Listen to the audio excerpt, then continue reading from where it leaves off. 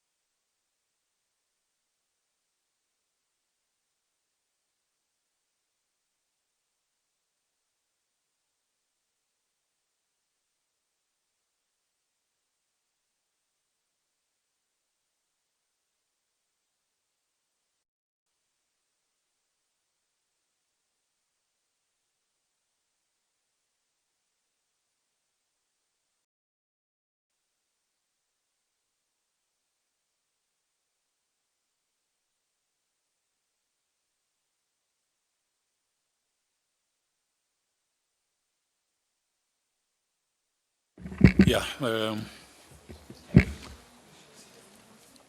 Good morning, members and our guests, chair of the board, and your team. Khola kumanyelwa ke xa ndithetha xaba. Ngakumbi xa ndichophe kwezi situlo.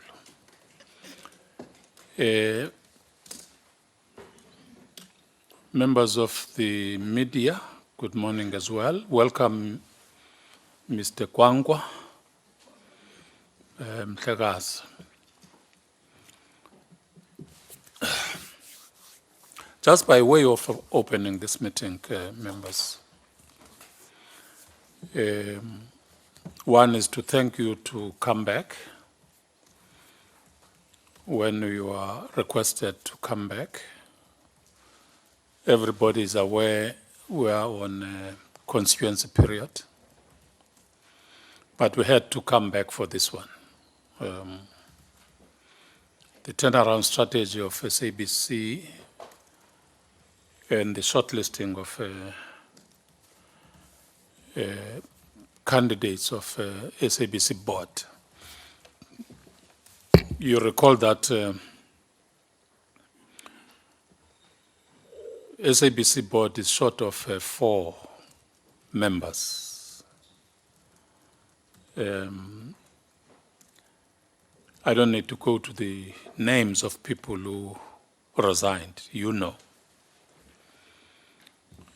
So today we must finalize the shortlist. I hope members have done their work so that our meeting is not long.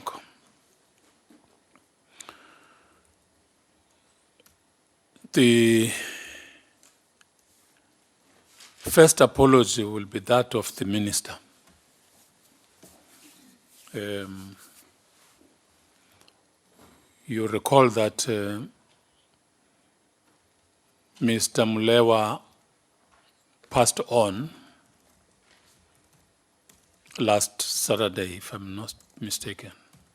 Am I right? And it's already announced that the funeral is on the 6th in Pretoria. And you, as you may know, that before the funeral, there are arrangements, and the minister is part of those arrangements. That team who's arranging for the funeral, I am told. But also, it's sad as it is to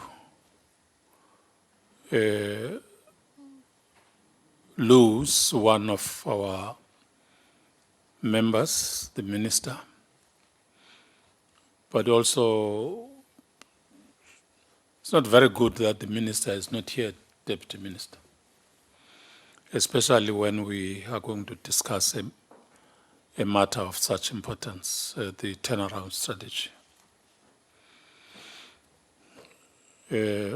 But she is instructed by the president to be part of that.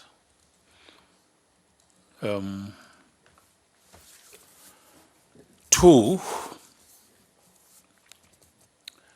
as we are going to discuss or get a presentation from SABC board of the turnaround strategy,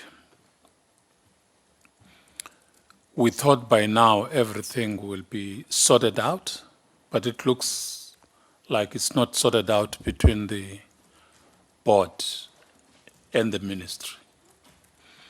You recall, members, we have been waiting for this turnaround strategy for a month or so now, and it has been delayed because it's not finalized between the board and the shareholder. And it looks like we are in that problem even now. I thought I must say this upfront, members, so that as this is presented to the committee, it's a turnaround strategy that is not Yes, it's finalized from the side of the SABC board, but in terms of alignment with the shareholder, that process until now hasn't been concluded.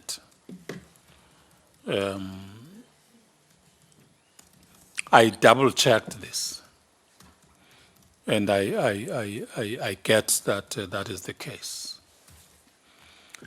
I will leave it to members to comment on that, because I think I'm raising it precisely because of that, that we don't just get into it without knowing all that information.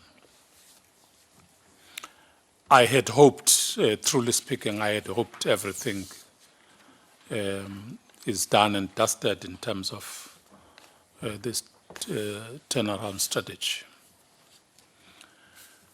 There is a first hand there.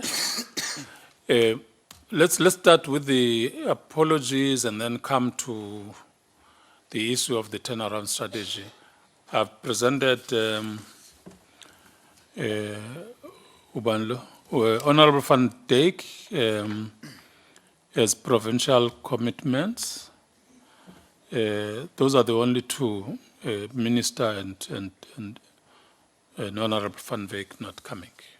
I don't think we have a problem with that. We know it's a problem period for some of the members to come here. At least Honorable Madisha is here, Kwankwa is here, Van Dam is here, Machoba is here, Kaba is here,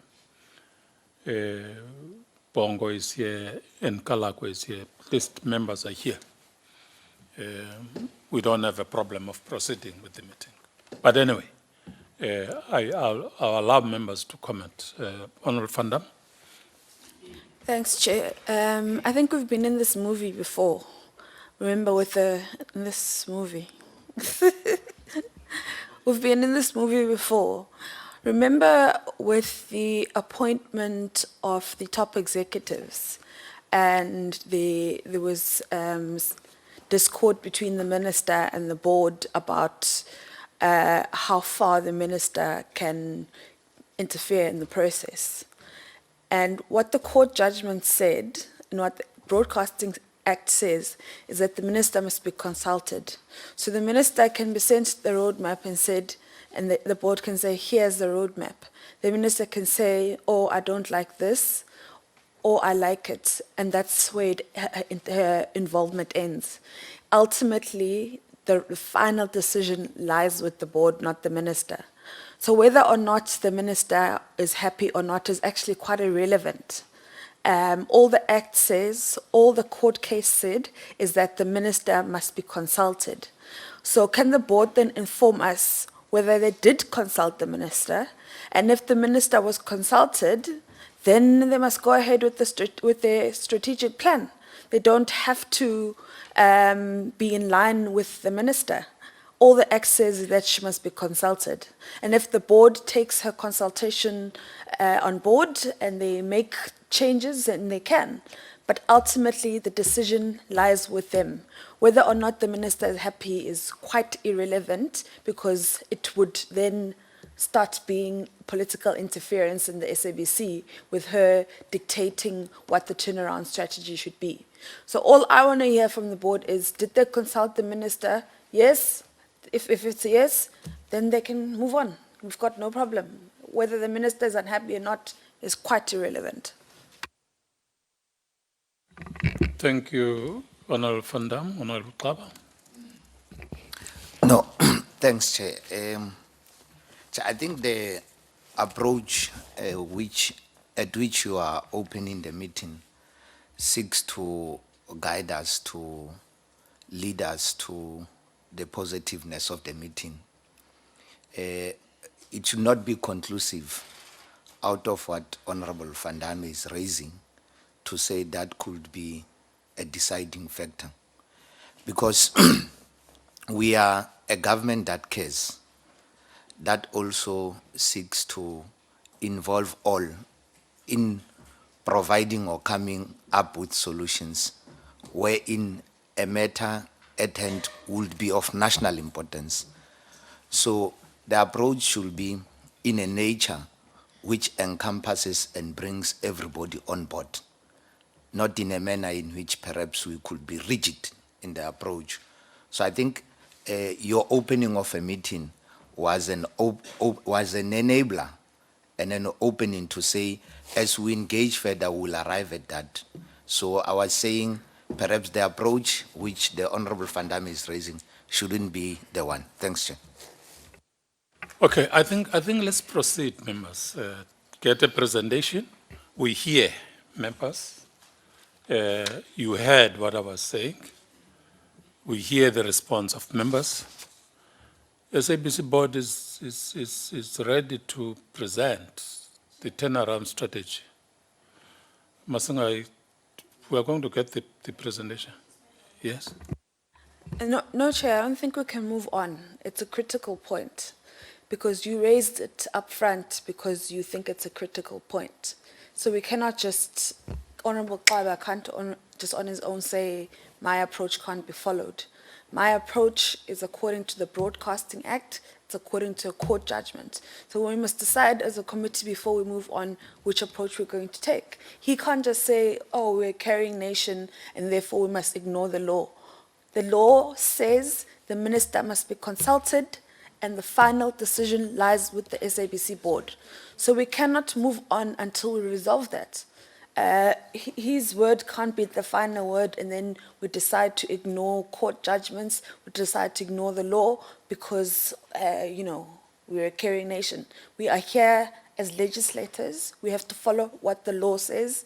We have to follow what a very clear court judgment said about the minister's role at the SABC. So the reason that you raised it is because you think it's important. So we need to resolve whether or not we think the minister's permission, if you will, is required before the SABC board can go ahead with its strategy. So we need to resolve that. That's the reason you raised it. And the law says, consult, SABC can do what it pleases. It must consult with the minister, but ultimately the decision is with them. So can we please resolve that? There's a reason why you raised it. We can't just say, yeah, let's just leave it because we're a carrying nation. Okay. The law is the law. Honorable Bongo, I thought we were proceeding because even if the minister was here, SABC board is their responsibility to present the turnaround strategy, even if she was here. I'm proceeding on those bases that even if the minister was here, but it's a responsibility of the board to present the turnaround strategy. Other process of consultation before this are just consultation processes. Bongo? Yeah, thank you, Chair. What I wanted to say was that let's proceed. And in the presentation, we will pick up those issues. Once we pick them up, we'll be able to respond to them at that stage. So I'm comfortable that we just proceed and take the presentation.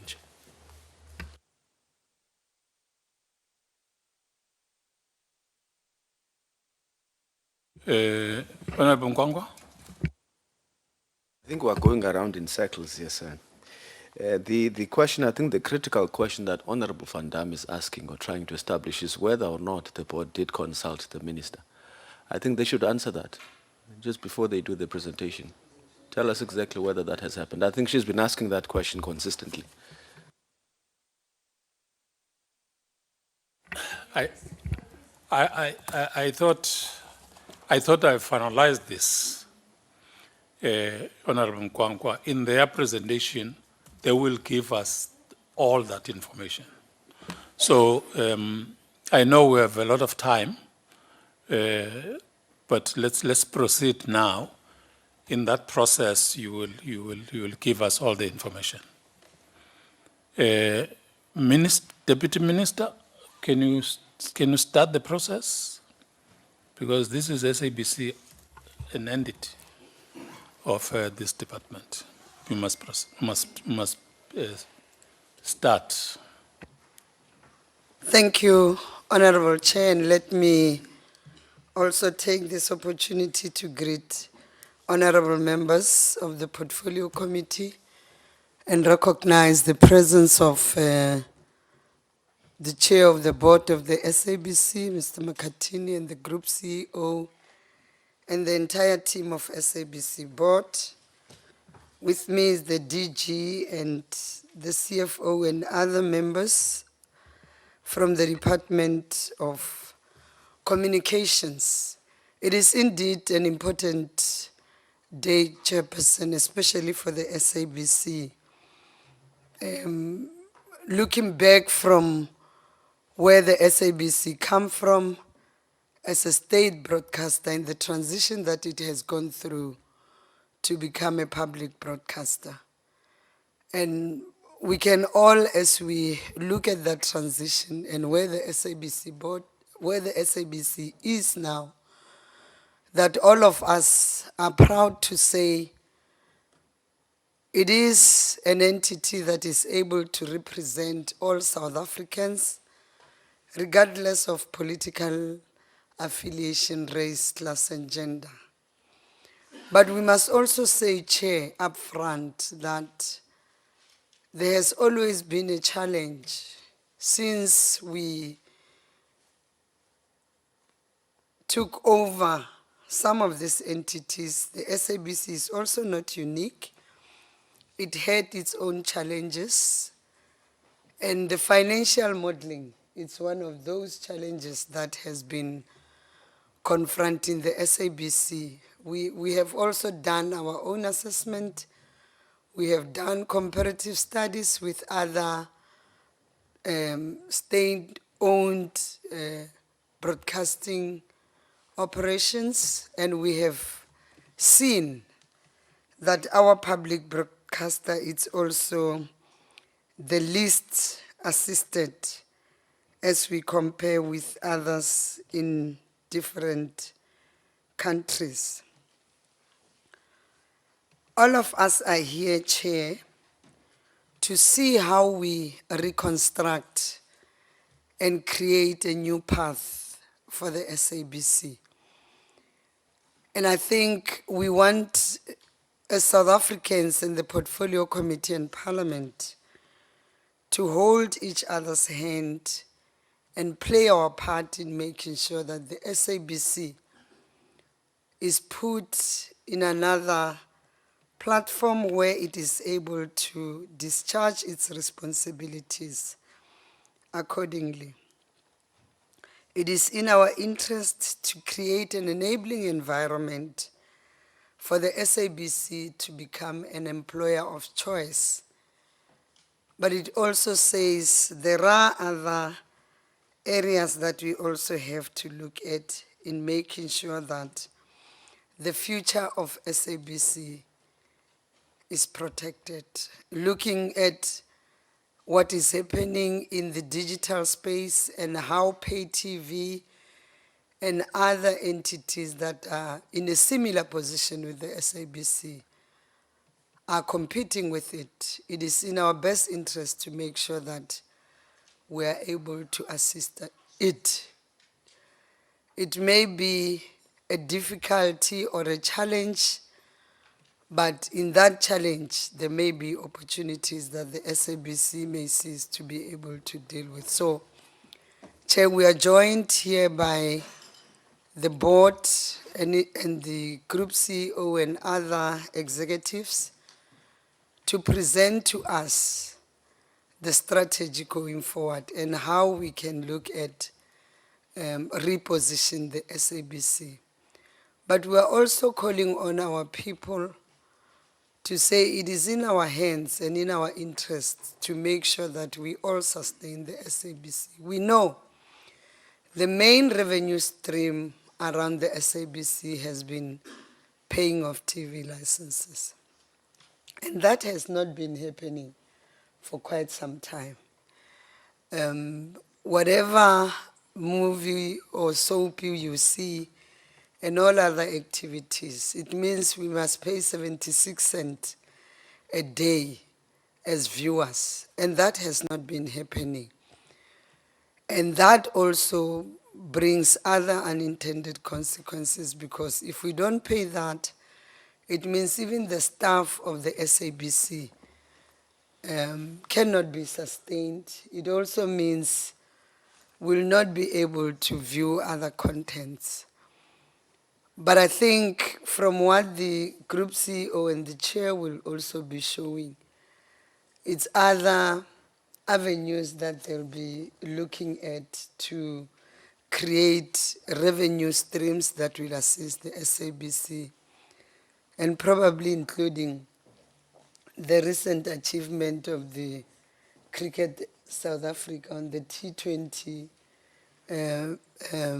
matches that will be playing through SABC. And we really appreciate some of those initiatives. And this also shows that there is confidence out there from our people and the sports fraternity. And probably through this program, other sporting codes and sport bodies will also come through to the SABC. So, Chair, in a nutshell, we are saying that 76 cents a day helps the SABC to create jobs and to also sustain the jobs that are there now. So if we don't do that, the SABC will remain poorer and worse off financially. So in essence, paying our TV licenses does not only save the SABC,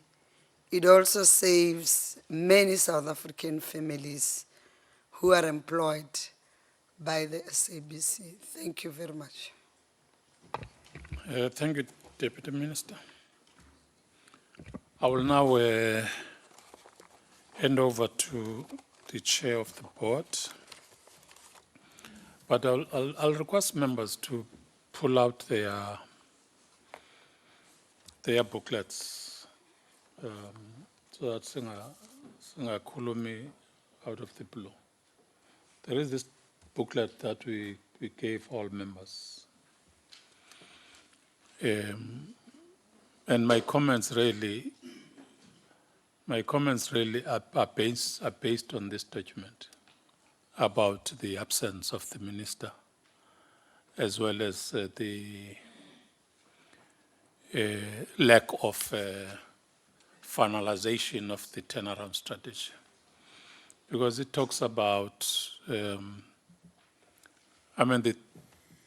turnaround strategy surely cannot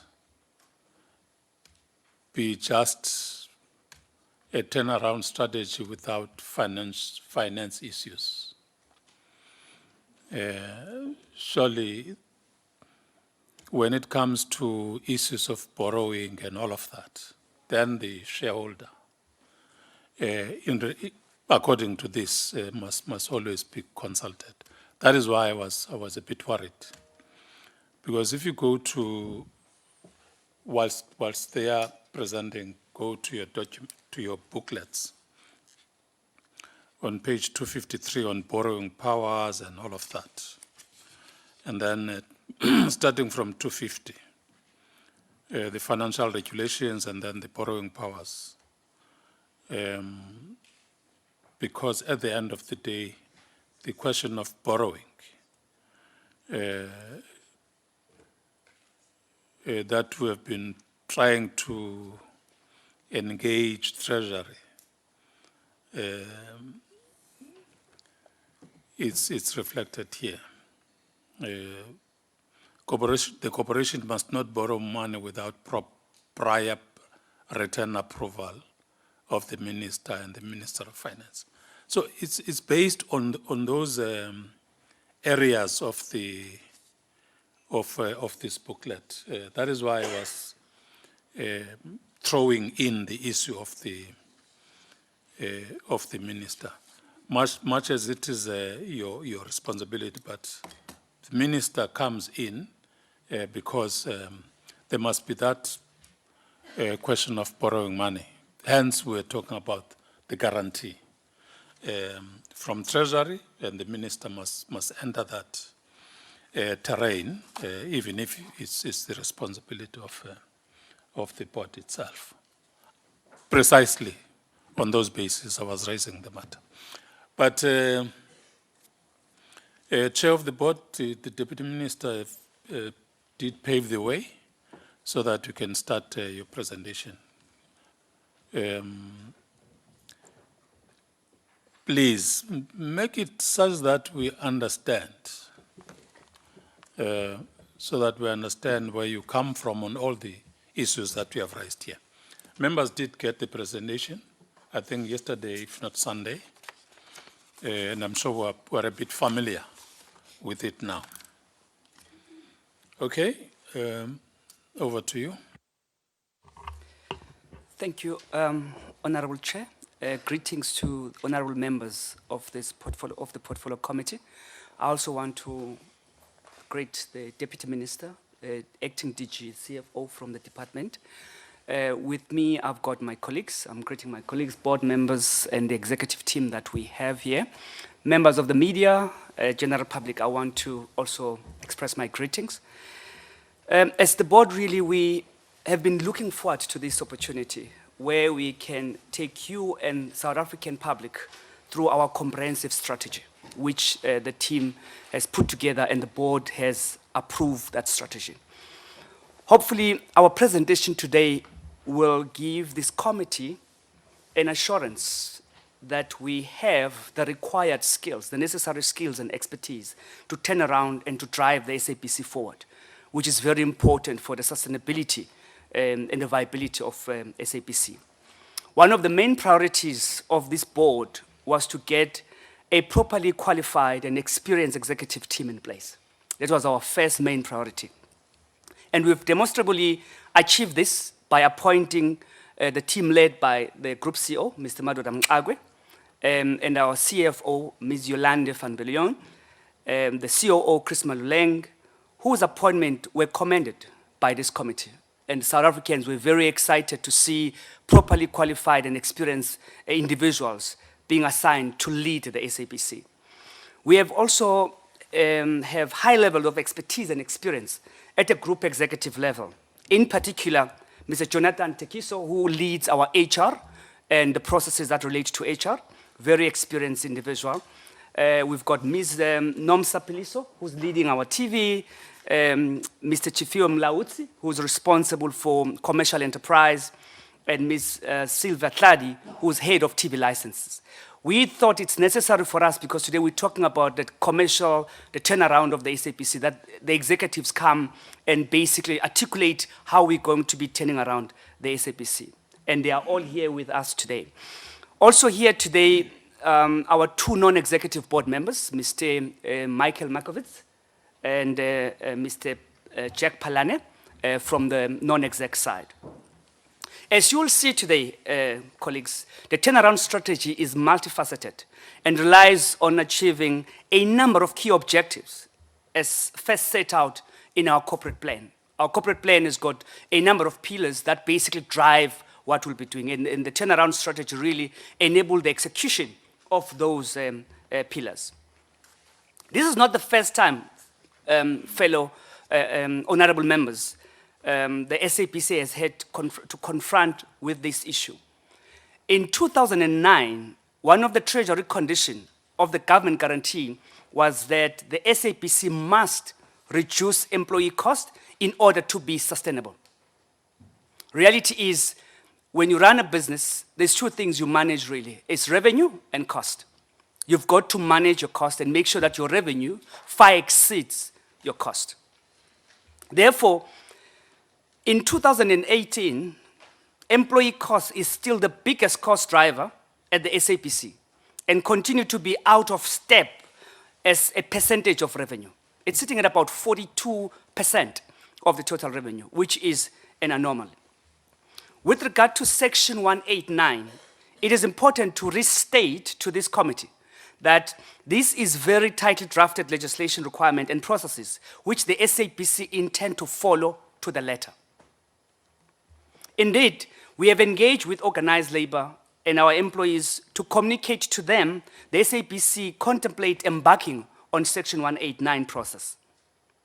This process must fully comply with the Labour Relations Act, and therefore, it would have been improper for the employees to first hear about this process in a public meeting with this committee.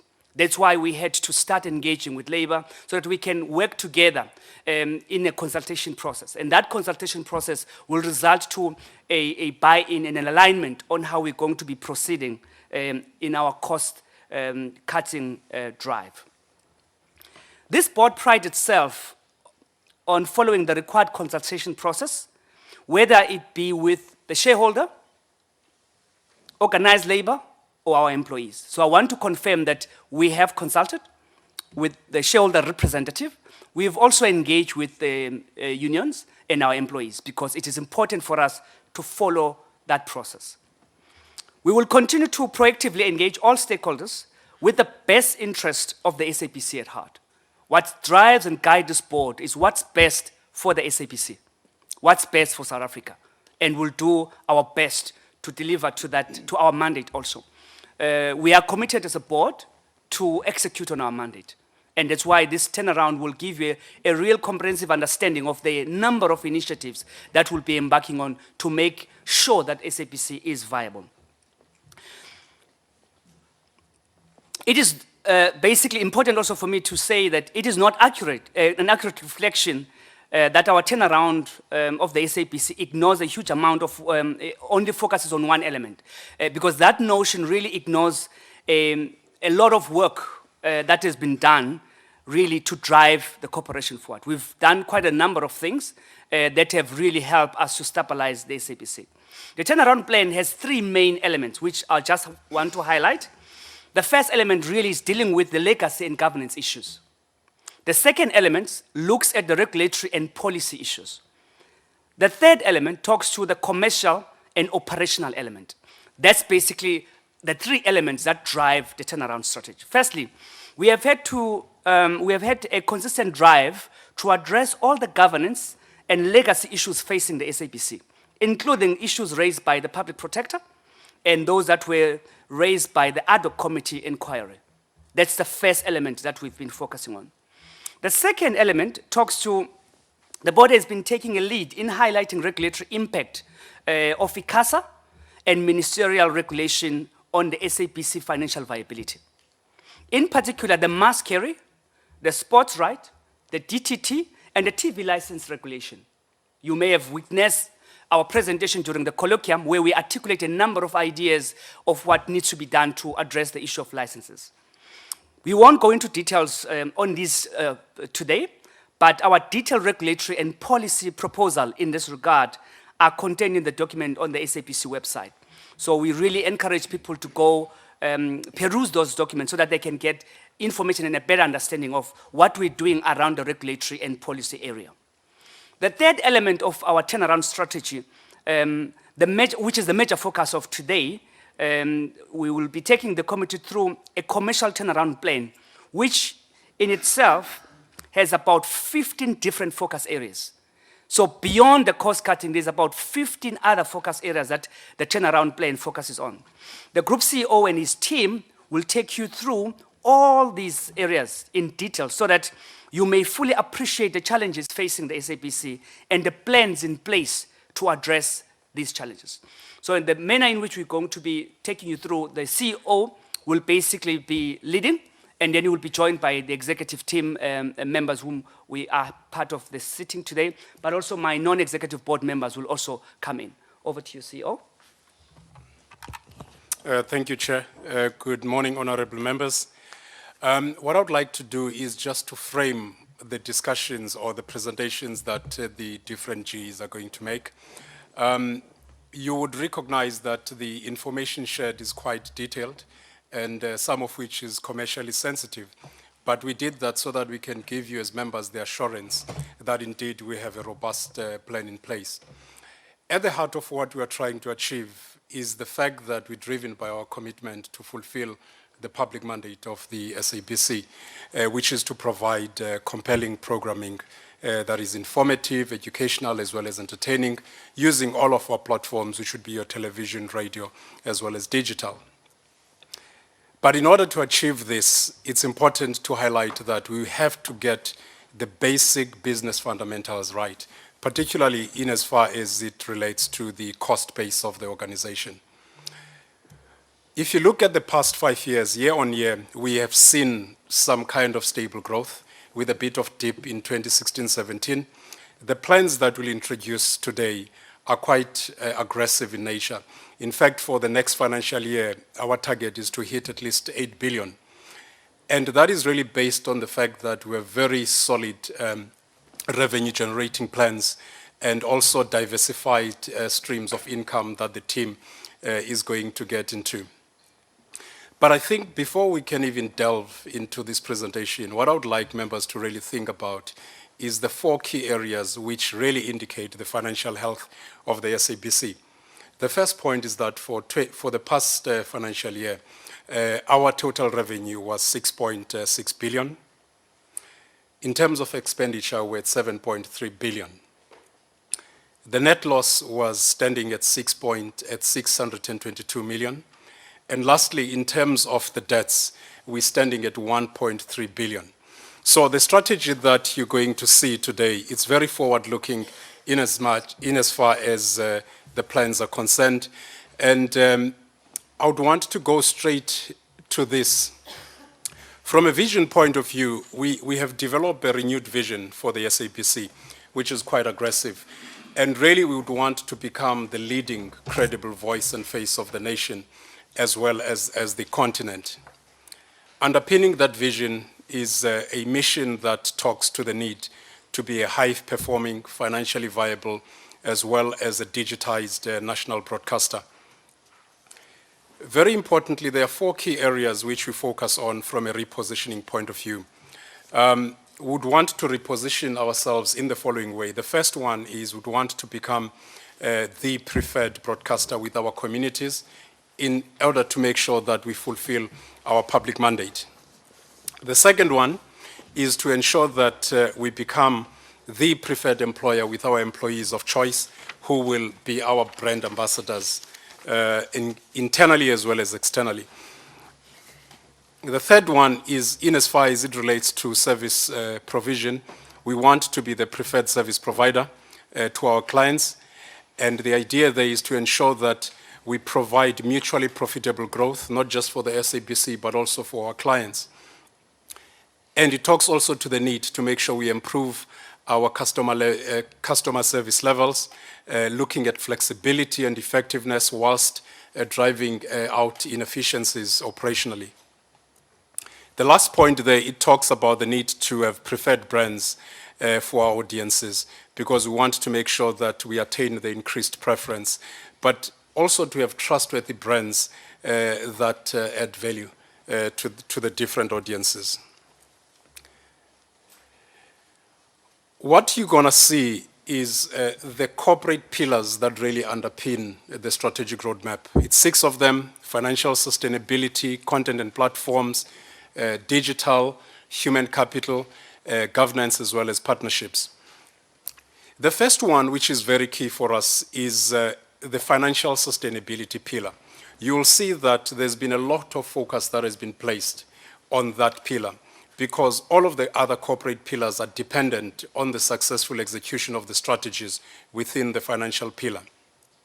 We want to make sure through this pillar that we sufficiently enhance our cash flows in order to make sure we invest in content, in technology, as well as in infrastructure. So that would be very key. And the drivers under this pillar are revenue growth. We want to ensure that we're very focused on cost containment, as well as moving forward to drive positive liquidity status for the organization. In terms of the second pillar, which talks directly to content and platforms, we want to continue to deliver high-quality programming and content, spanning a range of genres, which will be accessible across multiple platforms. So for us, this is quite key. If you look at the 18 radio stations that we have, as well as the 5 TV stations, it's quite key that we continue to deliver this service. The other pillar that is quite key, and the colleagues are going to come and give more input on this, is to make sure that SABC is everywhere for everyone. And with smart devices, including smartphones and tablets, they've changed, obviously, the way that audience access as well as consume content.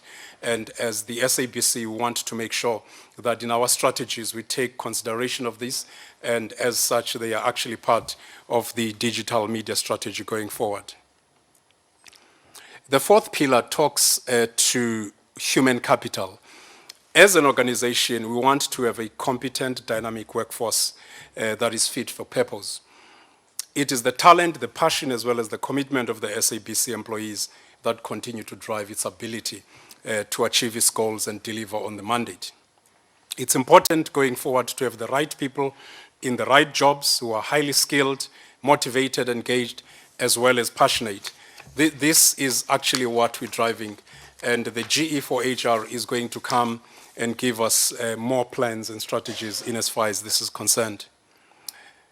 One of the pillar that is also quite key for us is the pillar under governance, which talks to compliance with governance practices. We look at risk management as well as sound internal controls. As you may know, this is one of the focus areas that the board is driving, that we need to continue enforcing sound governance procedures within the system that will help us to re-establish the culture of accountability within the SABC. The last point there is the need to ensure that we enter into sustainable, mutually beneficial relationship, which will actually help the SABC in terms of long-term financial sustainability. So these are the 6 key areas that are really key if we're going to have to turn the SABC around. And there's a lot of content that we provide in this regard. The key performance areas for the corporate are really the need for acceleration of revenue generation. We need to ensure from an expenditure point of view, we emphasize the need to contain costs. You will see when the team presents that we find ourselves in a situation where expenditure far outstrips revenue, which is not ideal. We want to work, for example, on the working capital. We want to claw back the audiences that we lost. Operational efficiencies, the team is going to also share with this. So all of these key performance areas, they've been cascaded to the different divisions for implementation. The last point there that I would like to make is it's all good to have the right competencies as well as the right competencies and the skills for a high-performing organization. But equally important is to have the required behaviors and the values that will make sure that we align to be a high-performing company. So what you will see after this is, and the team is not going to get into the detail for each slide, but what we'd like to do is to give you a key message on each slide that will explain, I'm hoping in a very clear way, that this is what the SABC is going to do going forward.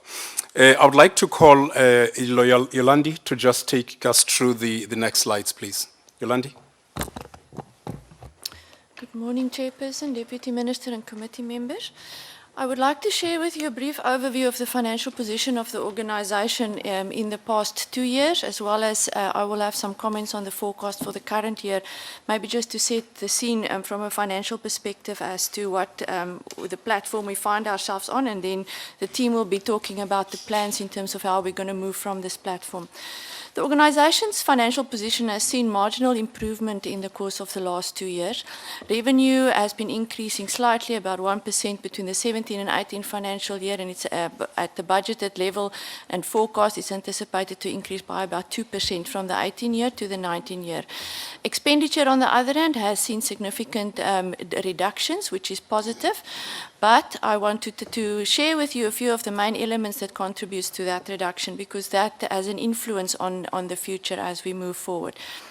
Of the reduction of about 452 million between the years 17-18 and 16-17, about 236 million or 12% relates to content. We were unable to have sufficient resources to invest in content. It has a knock-on effect in about the next year to 18 months, 2 years, and you're going to see it when I talk about the revenue in a second. The other items, main contributors to the reduction was in payroll. There was a 90 million reduction, marketing 88, and then operating expenditure has reduced by approximately 200 million as well, which is the kind of expenditure that you typically target when you look at cost savings. But as I mentioned, specifically the content impacts on our revenue. And as a result, when I talk about the 19 year, I think just go back to the previous slide, who's driving. If you talk about the 19 year, the budgeted assumptions today are already under significant pressure in the forecast. The revenue is anticipated to be approximately 10% down, and the expenditure is anticipated to remain more or less the same. Yet, the operating expenditure again, there's about 142 million rand reduction or 3% from the budget that we've already factored in terms of cost savings. So, and December and the period that's coming, despite the high revenue generating months that we currently find ourselves in, those peter off in December, January and February, and available resources will be particularly constrained there. So the long and the short of it is the budgeted operating loss of 283 million is currently not anticipated to be that. It will be significantly more negative, especially if you then see it in the context of our fixed cost perhaps per month of about 630 million per month versus revenue of about 550 million. So there's a 90 million rand gap every month that is in reality materializing as we sit here today. So the trajectory is not meant to increase or to improve as we go forward. I think maybe just a short note on the 1920 and 2021 years, there was rather aggressive assumptions in the revenue, and we are struggling to materialize those at this point in time and have to replace them with other plans which the team will be talking about. If you go to the next slide, the main expenditure items, a slide from our annual report. Very useful, I think, in terms of talking about the main cost drivers in our organization. And a bit later in the presentation, I will be speaking about specific cost initiatives for each of those elements. I've touched on the top one, the amortization, which is where we buy content. You can see the reduction from the 17 to the 18 year, and I've spoken about the consequence of that. You can also then see the big one is the employee cost, 42% of the total expenditure, and then a number of the little ones at the bottom, which is your operating expenditure, which you typically want to target for optimization. Another item that I'll also touch on a bit later again, broadcast signal costs. Those are costs incurred in the generation of our revenue. They are to a large extent fixed, so fall in that 628 million rand a month fixed cost, and yet we will be looking at efficiencies to maximize them. If you go to the next slide, a brief snapshot of our revenue, especially the 17-18 revenue that amounted to about 6.6 billion. Main contributions there were from advertising, which makes up 71%, and the TV license fees that makes up 14%, with the rest a bunch of little items. I think at this point I hand over back to the CEO.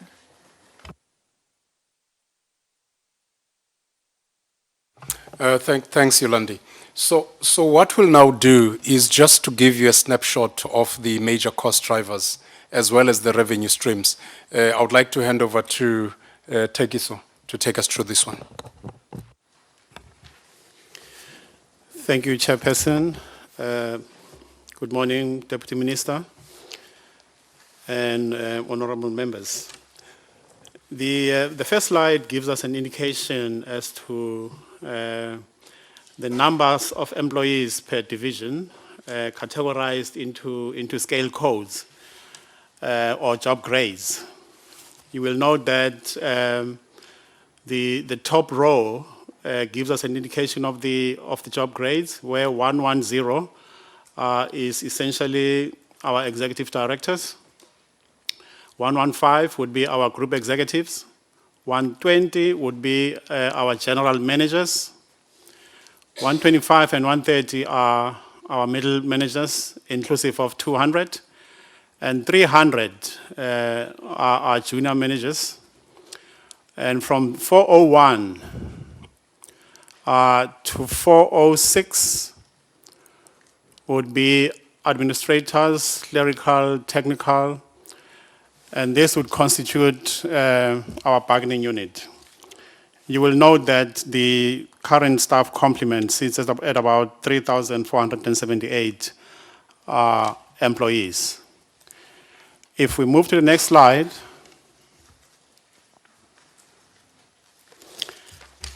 this slide gives us an indication as to employee costs per category for the last 5 financial years. You'll note that in 2013-2014, the total employee costs were just under 2.5 billion, and if divided into categories, you'll note that non-permanent positions on board for 2013-2014 was 31 million. And independent contractors were 361 million, and permanent filled positions were 2.1 billion. And so if you look at 2014-15, the total amount, when all the categories are combined, gives us 2.9 million.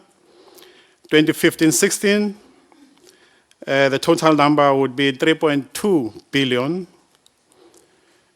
2016-17 gives us 3.1 billion.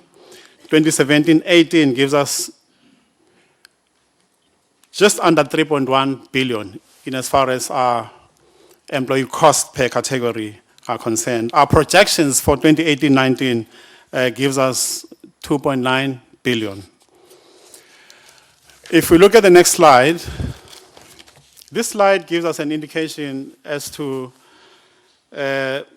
total employee compensation in the context of permanent employees vis-a-vis headcount.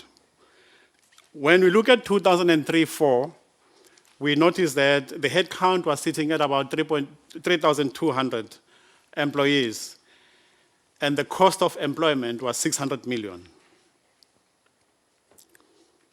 2006-2007 gives us employee compensation of around 1 billion rand on a headcount of 3,700 employees. 2008-09 gives us a compensation total of 1.5 billion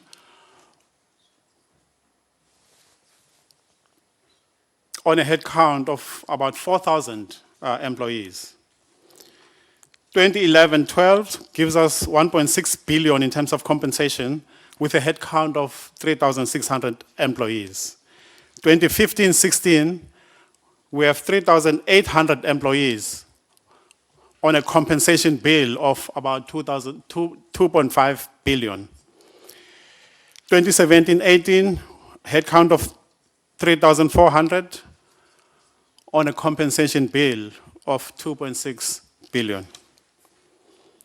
If we turn the slide, we now look at the relationship between permanent positions as a percentage of expenditure. And I'm just going to run through this. 2003-2004, there was 25.8% as a percentage of expenditure. If we run through to 2009-2010, that figure has increased somewhat to 29.3%. And we see a spike in 2013-2014 with a percentage being 35.4%. And when we look at 2017-18, this figure has risen to 35.5%. And that is the percentage of compensation costs vis-a-vis expenditure. The picture changes somewhat when you look at the next slide with the factoring in of freelancers. And I'm just going to go through to 2009, 2010. The freelance figure there is 3.8%, and the permanent staff compensation figure is 29.3%, and that gives us a total of 33.7%. When we go to 2013-14, we have freelancers expenditure sitting at 6.0%, permanent staff members sitting at 33.4%, and that gives us an ultimate figure of 41.9%. 2015-16, we're sitting at 3.7% freelancer, 36.3% permanent employees, and 42.5% as a total. And then finally, 2017-18, freelancer figure 6.5%, permanent employees 35.5%, and the total figure is 42.7%. And these are permanent positions within the SABC as a percentage of expenditure. When we look at the next slide, this slide gives us an indication of salary increases within the SABC in the last 10 years. So it looks at the relationship between salary increases, CPI, as well as revenue growth. You will see that salary increases for 2008-2009 were 11.5%, and the CPI was actually 11.5%. So there was equality there. However, the revenue growth for this financial year was 0.3%. 09-10, revenue growth was 0.9%, CPI was 7.1%, and the SABC declared increases of 10%. 2010-2011, CPI was sitting at 4.3%. Revenue growth was 10.5%, and the SABC salary increases for this year were 10%. 11-12, the CPI was sitting at 5%. The increases were 8.1%, whereas revenue growth was 7.3%. 2012-13, revenue growth was 3.7%, CPI was 5.6%, and the increases were 9.5%. For 2013-14, increases were 8.5%, CPI was 5.8%, and revenue growth was 7.9%. 14-15, the increases were 9%, CPI was 4.3%, sorry, CPI was 5.9%, and revenue growth was 4.3%. Let me rush through to 17-18. No, before 17-18, let's look at 16-17, because it's a very interesting picture. The increases were 7%. CPI was 6.3%, and revenue growth was minus 7.3%. And finally, 17-18, CPI was 5.4%, and increases reduced somewhat to 4.8%, and the revenue growth was 0.9%. I think that's my last slide. Thank you for now. Thanks, Dr. Tegis. Chris?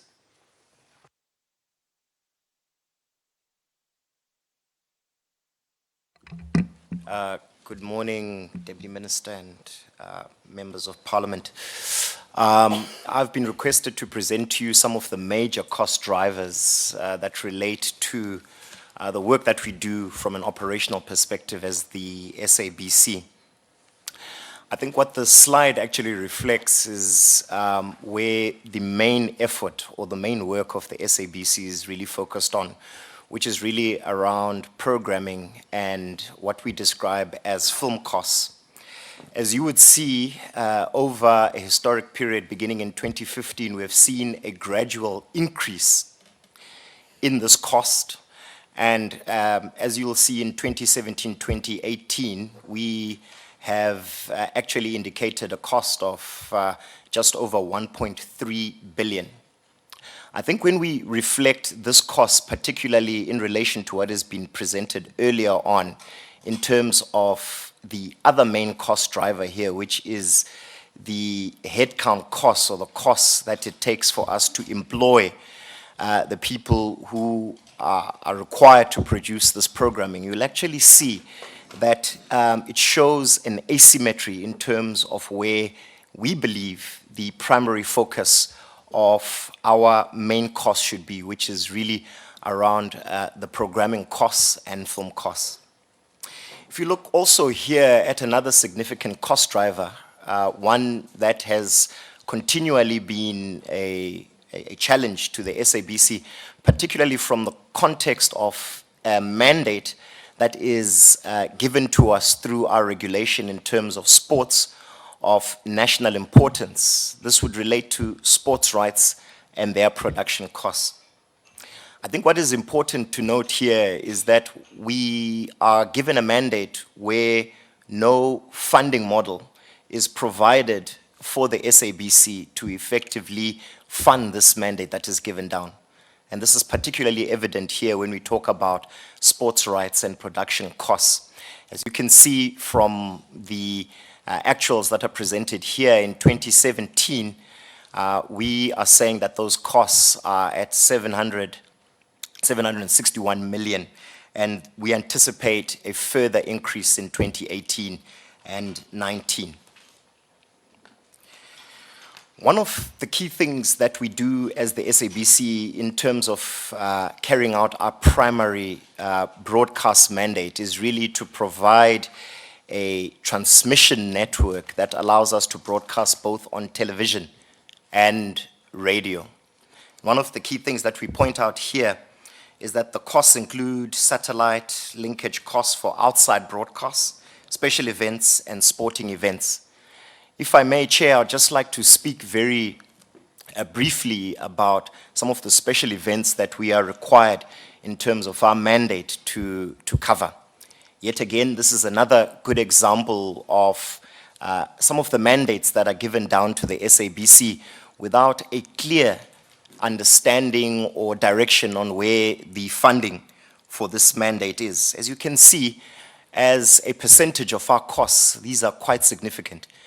I'll refer you to the actual costs in 2017 and 2018 in terms of signal and linkages and costs, and you can see there that they stand at 732 million, which is quite a significant cost, particularly given that some of these, in particular sporting events and special events, are mandate activity without a specific funding model for us to carry out. One of the other major cost drivers here that we see is that we would like to refer to the broadcast costs. These costs include payments to Centec, which are also very important, and we will reflect on these when we go into the other aspects of our presentation in more detail, particularly when we reflect on television and radio broadcasts.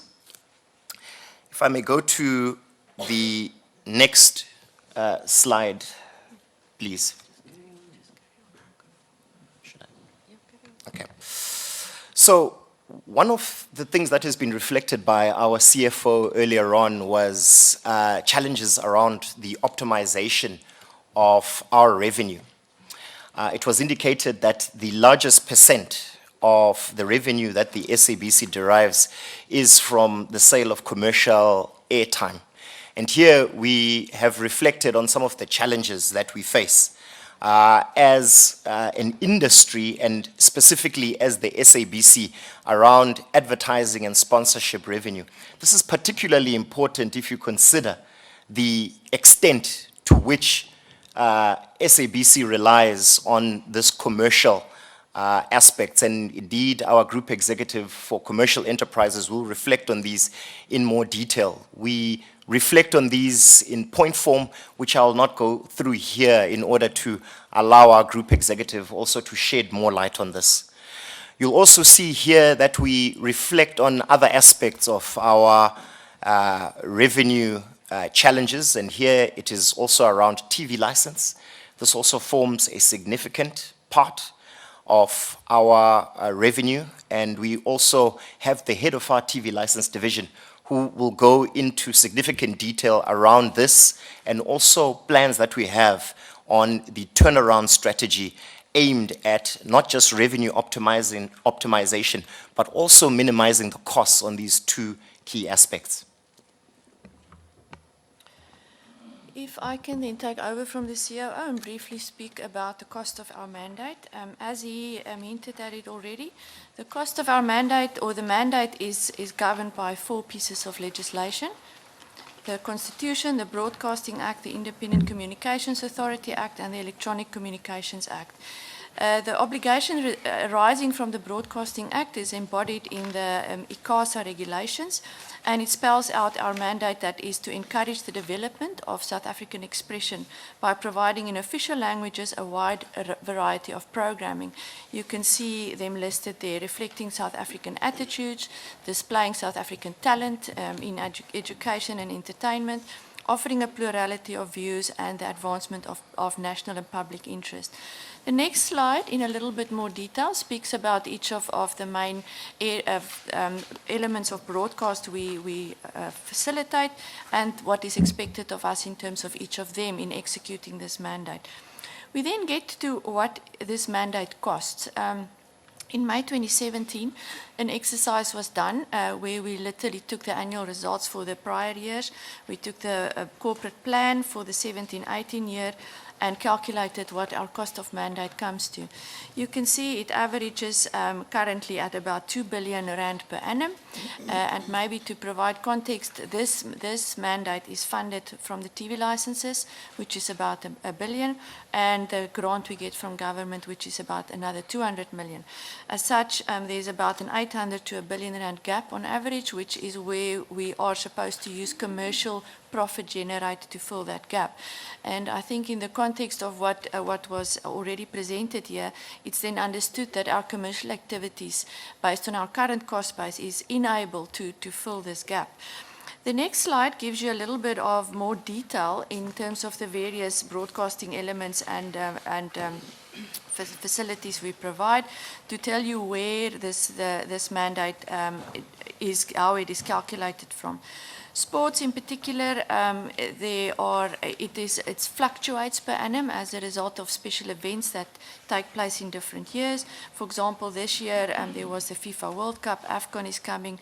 Next year it's the Cricket World Cup, the Olympics are coming, and hence you will see fluctuations in the values. The other notable one would be under news specifically, where special events of special interest, and for example elections, see in-year fluctuations, which differ from prior years necessarily. TV then, you can see the couple of underlying elements there.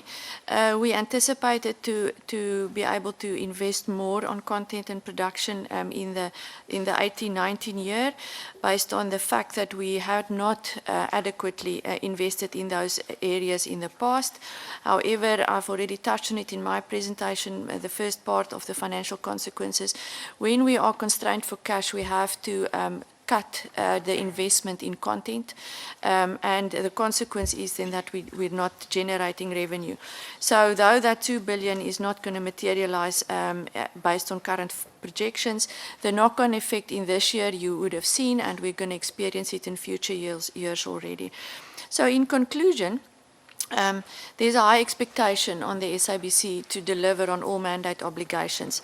We have to, the consideration is given to achieving the best mix of mandate and the licensing conditions, but we are in an extremely competitive environment, and yet we are expected to compete on the same level as what our counterparts are doing. To maintain and strengthen this role, our content therefore needs to stand out and do more to provide the national audience with a distinctive mix of quality programs. As such, the mandate places unprecedented commercial and financial pressure on the SABC.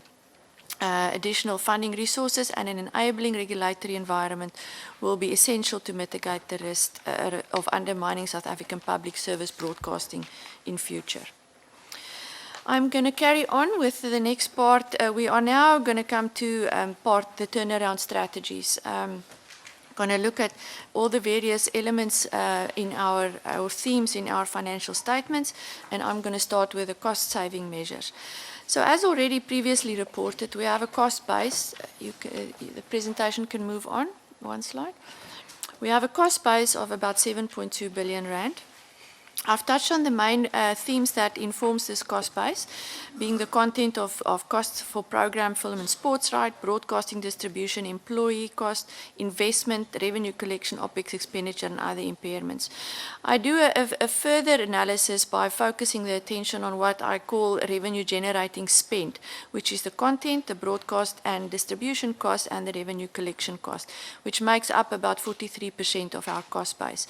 So if you do cut on those elements, reduce, delay or postpone or not simply not invest in it at all, there is a knock-on effect in your revenue, and we are experiencing it.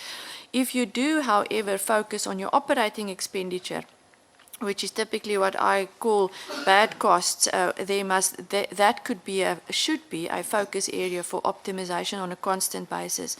However, in this specific case, by now you are somewhat familiar with the percentages that we keep on referring to. The operating expenditure really is only about 10% of our total cost base. So I've reported we saved about 4%, 5% from the 16-17 year to the 17-18 year.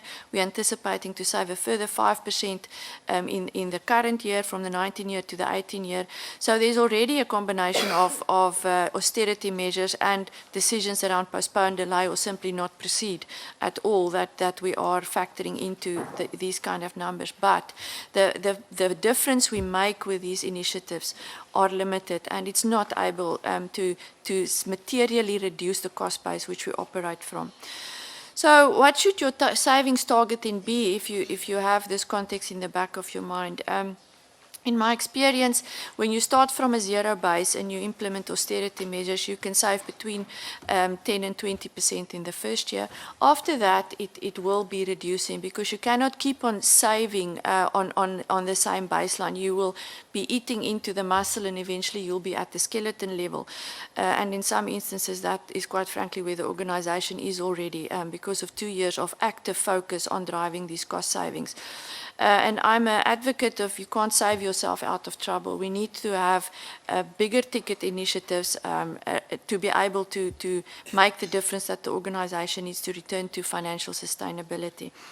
The next slide really is just a summary that's by now familiar to show where I get the 7.2 billion rand, which are all the various cost elements.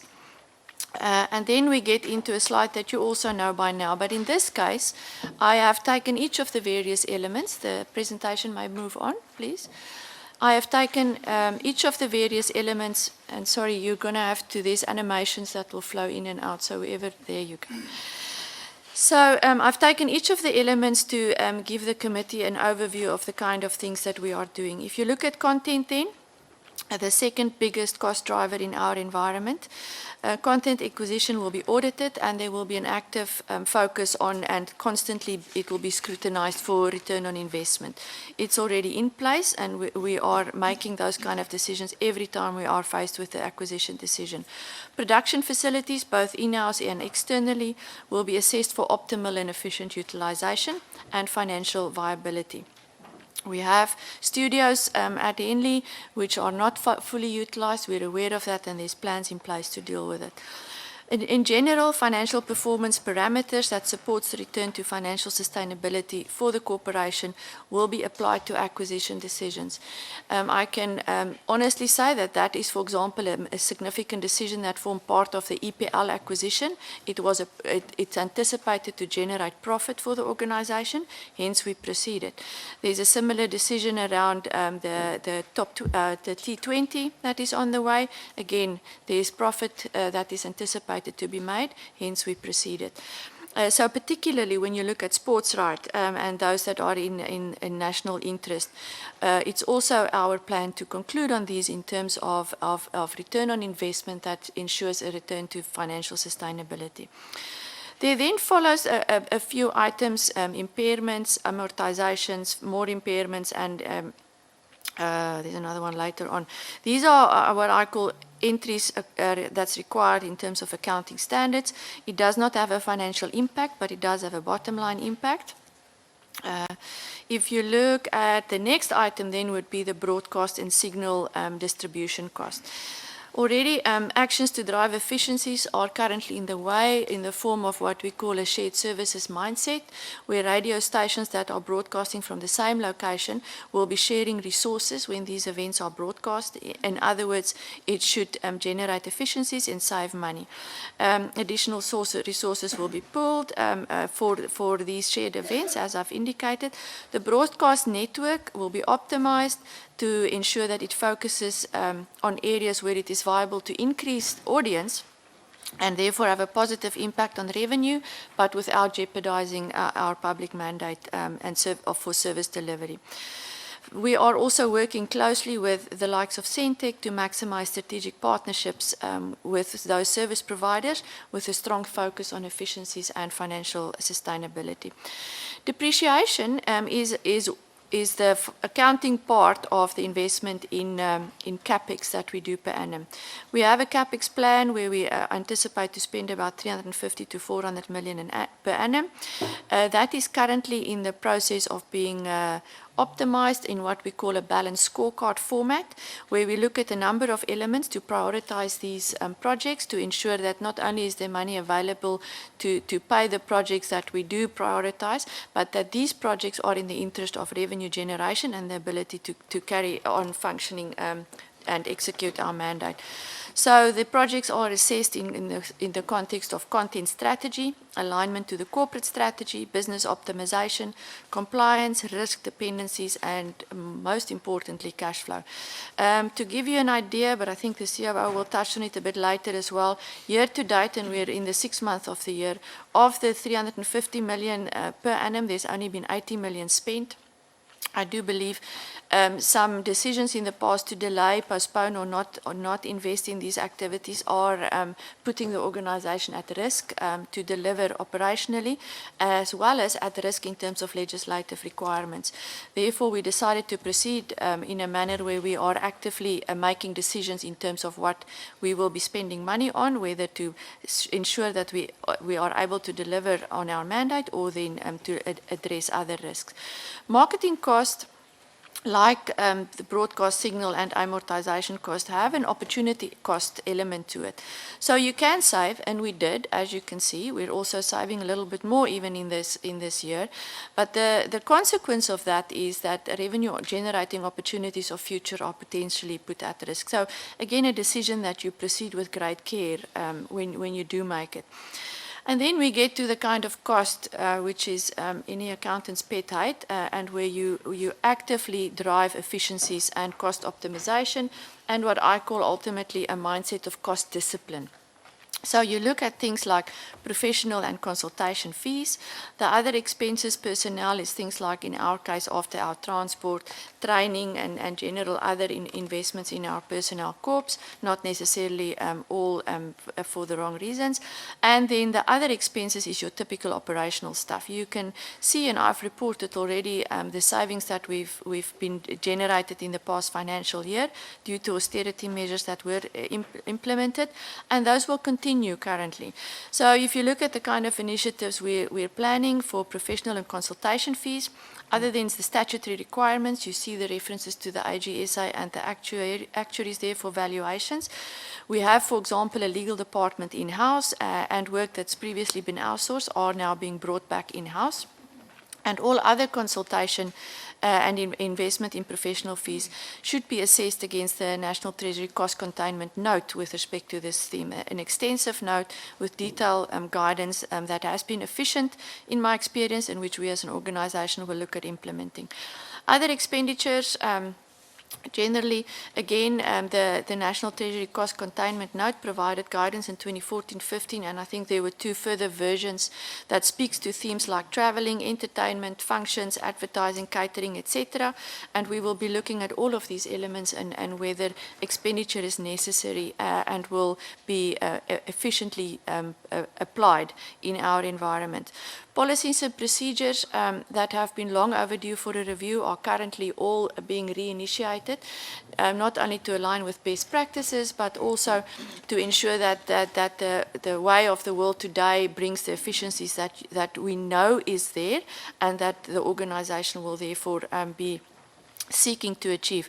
For example, if you look at mobile communications, we have smart printers being rolled out, PABXs that focuses on voice over IP and these kind of things. All are ways organizations these days generate money and savings by making use of technology more or just aligning with practices. So all of these things are the kind of stuff that we are looking at as an organization. In summary then, the next slide is really just to take us back to the main themes in our organization. So for revenue generating spend, you want to target efficient spend and you want to ensure that there is no waste. Operating expenditure on a consistent basis, you must minimize and optimize, ensure that it's money well spent.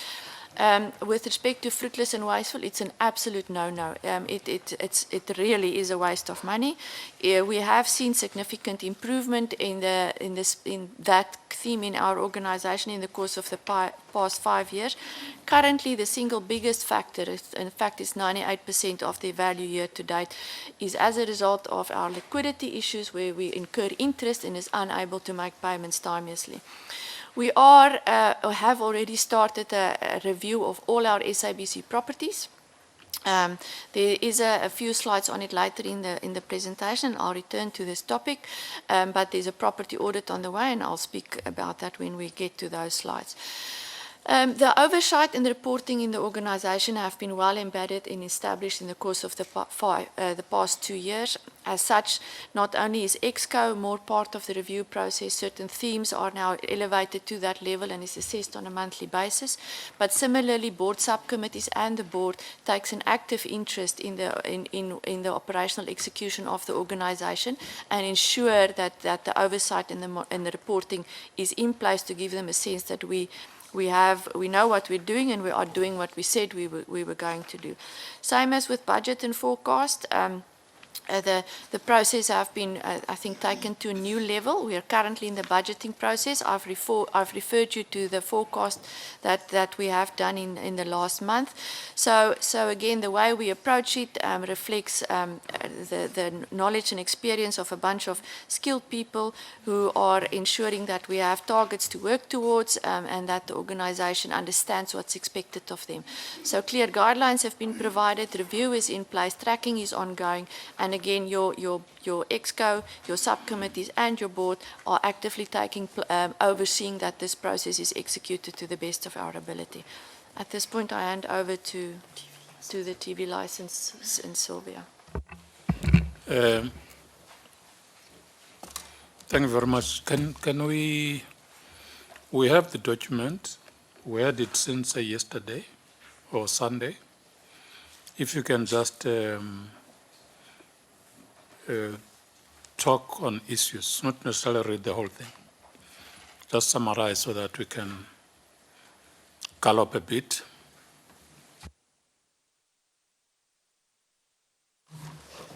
Thank you, Chair. Good morning, honorable members.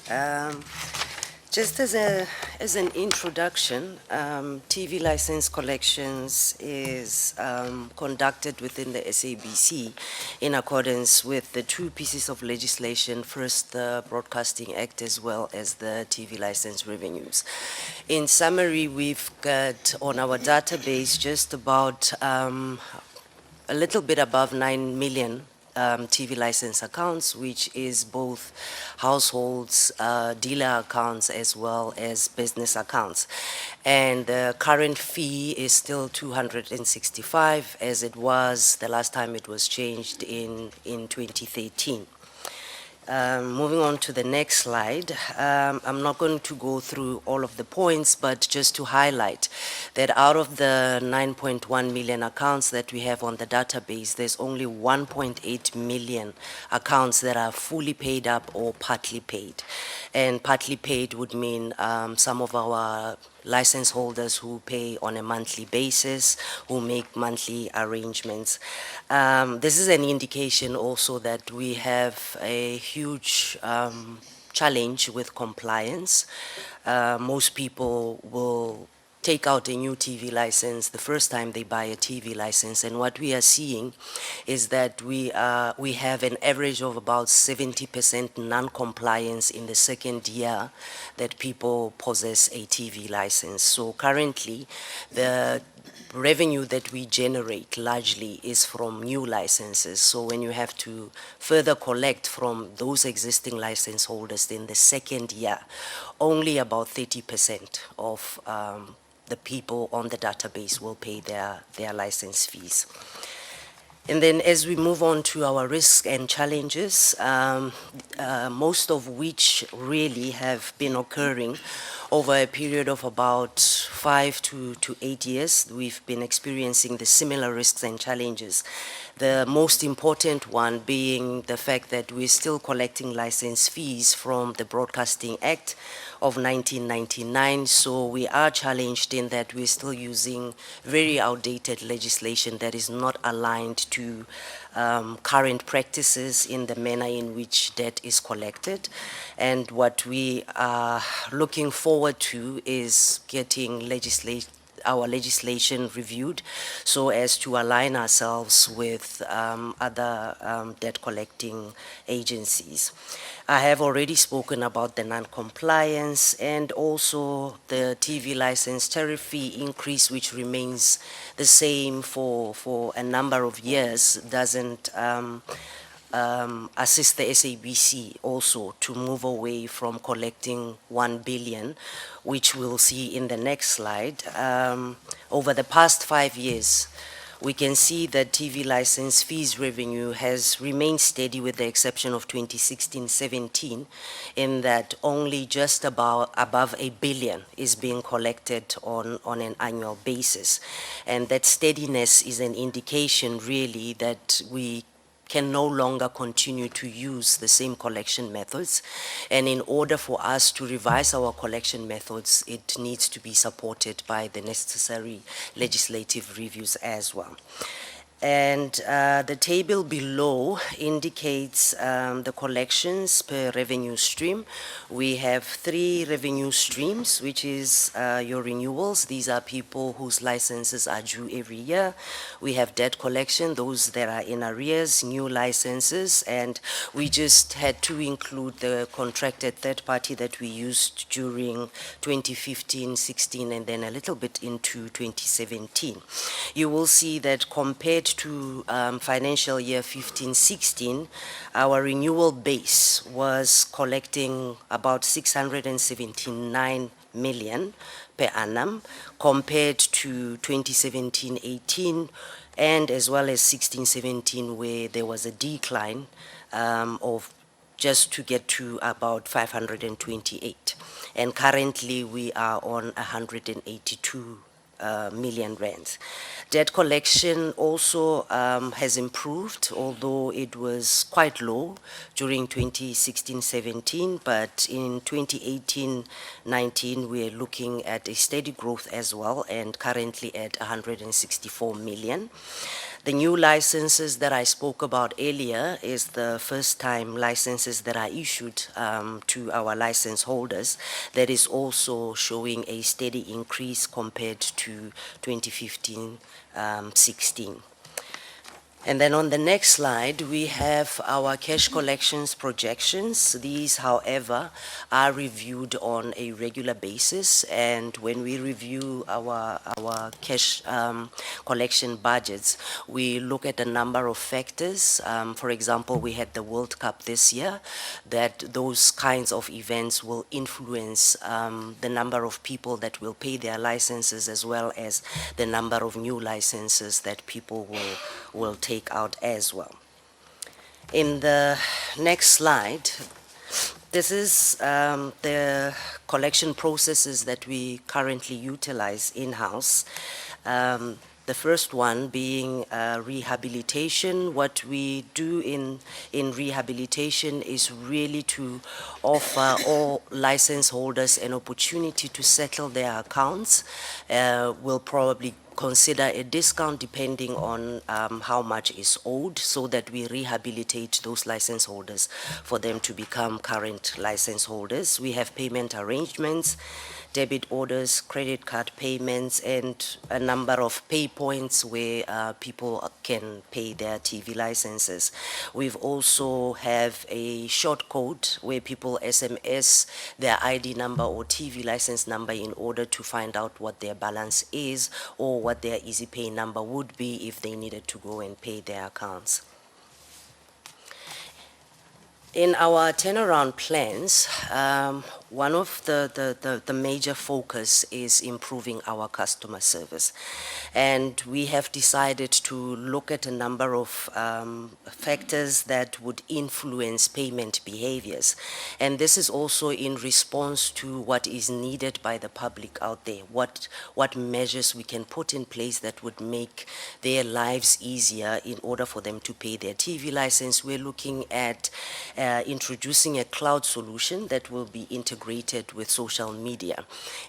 With this cloud solution, we're looking at having an innovation hub, which will be a team within the SABC with existing staff that will be able to communicate with license holders and resolve all the inquiries that they may have regarding their TV licenses on social media. It will also enable, the system will also enable TV license holders to be able to make payments using their cell phones, which is through the IVR self-service that is there. And the other factor is predictive dialers. We want to make sure that we improve on our outbound collections, and this predictive dialer will enable us to be able to make increased number of phone calls to be able to collect more than we currently are. We're also looking at enhancing our TV license website. We have seen an improvement of 43.4% in 2017-18, and year on year we're seeing an improvement of 48% on our TV license revenue, that is payments that are made from the website.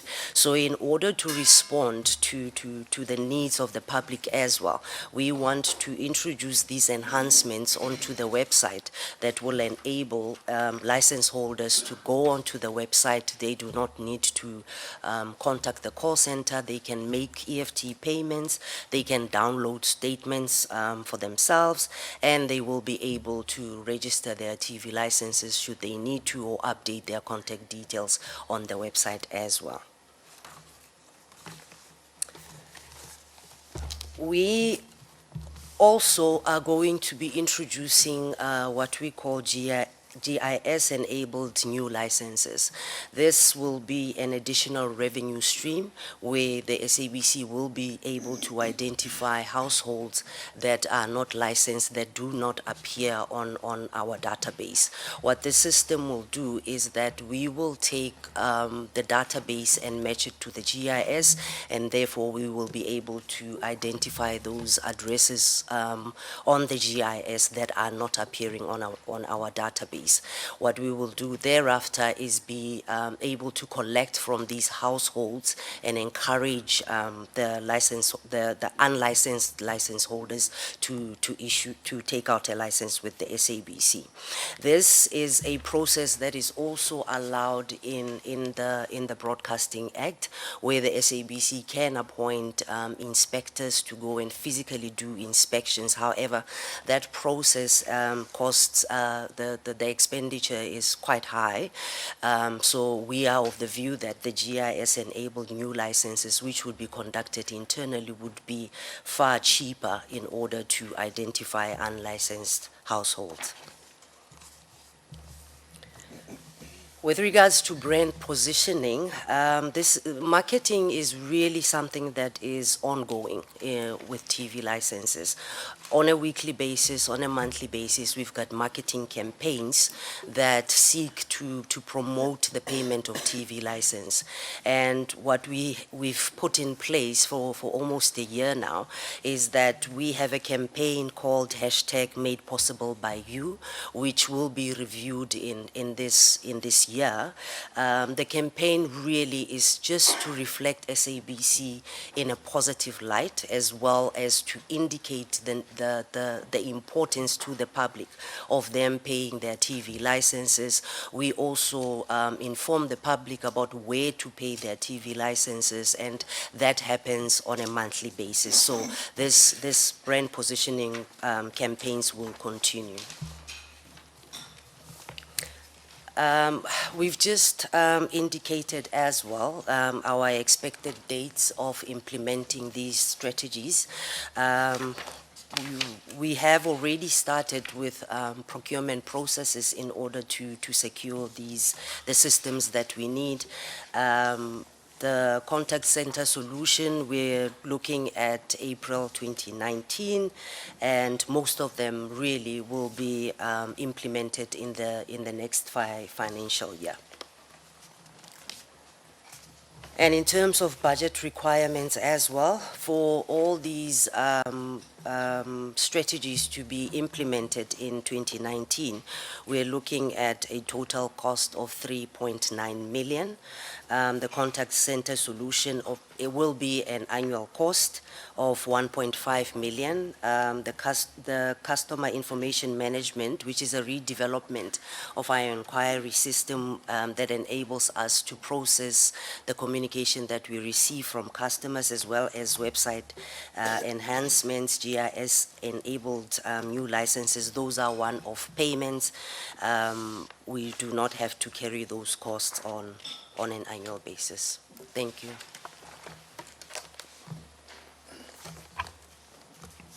Good morning, Honorable Chair.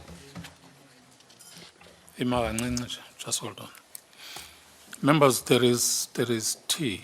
I don't know if you want us to break for 3 minutes, just to grab tea. 3 minutes, and we'll be back just now.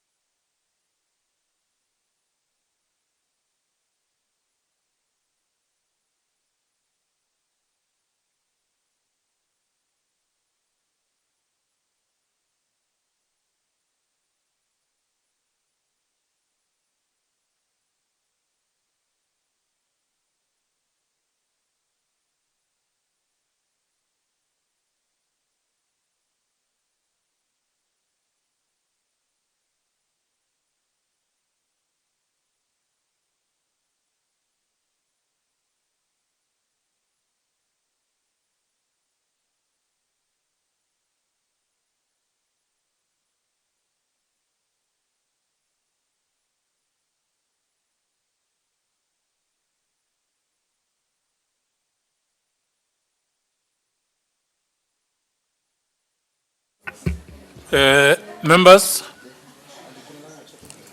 can we take our positions, please?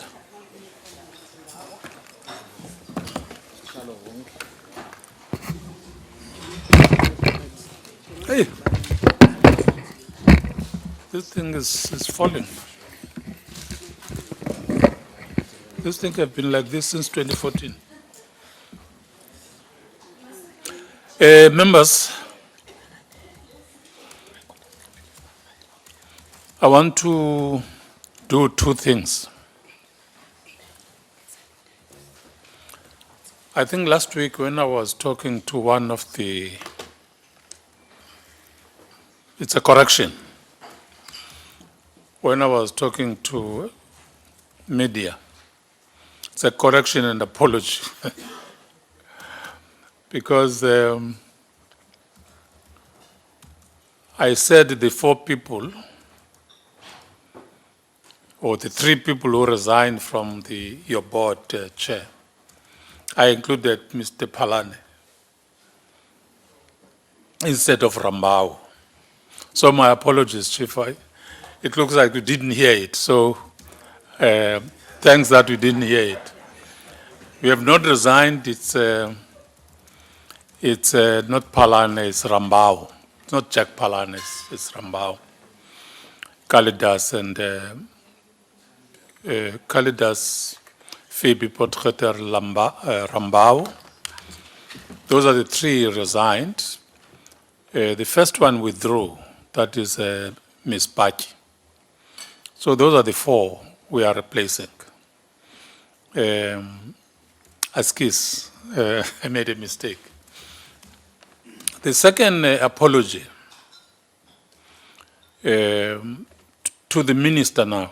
The minister, I think it was misinformation that she is part of the preparations of the funeral of Minister Mulewa. In actual fact, the minister is not well, and I'm informed is gone for operation as we speak. So our apologies. I think there were different messages. Today, she's in hospital.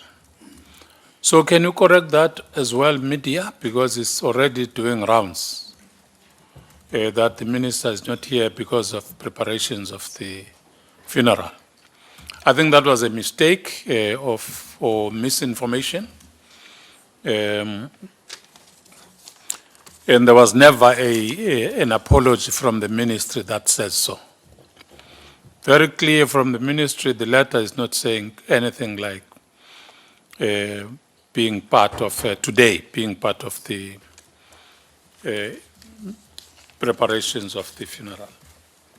So apologies to everybody, the minister.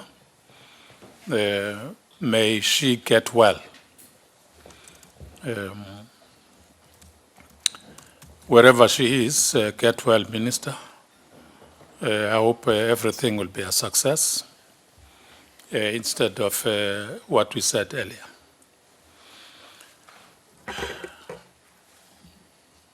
We were going to take television.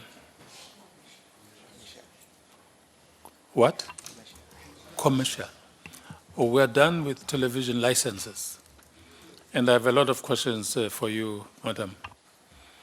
You must prepare to give us how you will deal with collecting license fees.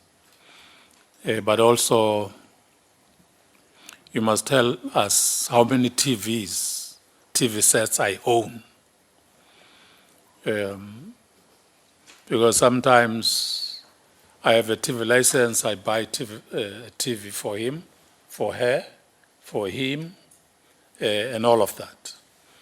So that control needs to be there so that we are able to know as to how many people own how many TV sets, apart from other strategies to deal with collecting license fees. Because that's where we get money. And if we are not very strong on that one, will then do what we are doing as I see here. Can you go to the next presentation? Good afternoon, Honorable Chair, Deputy Minister, and honorable members.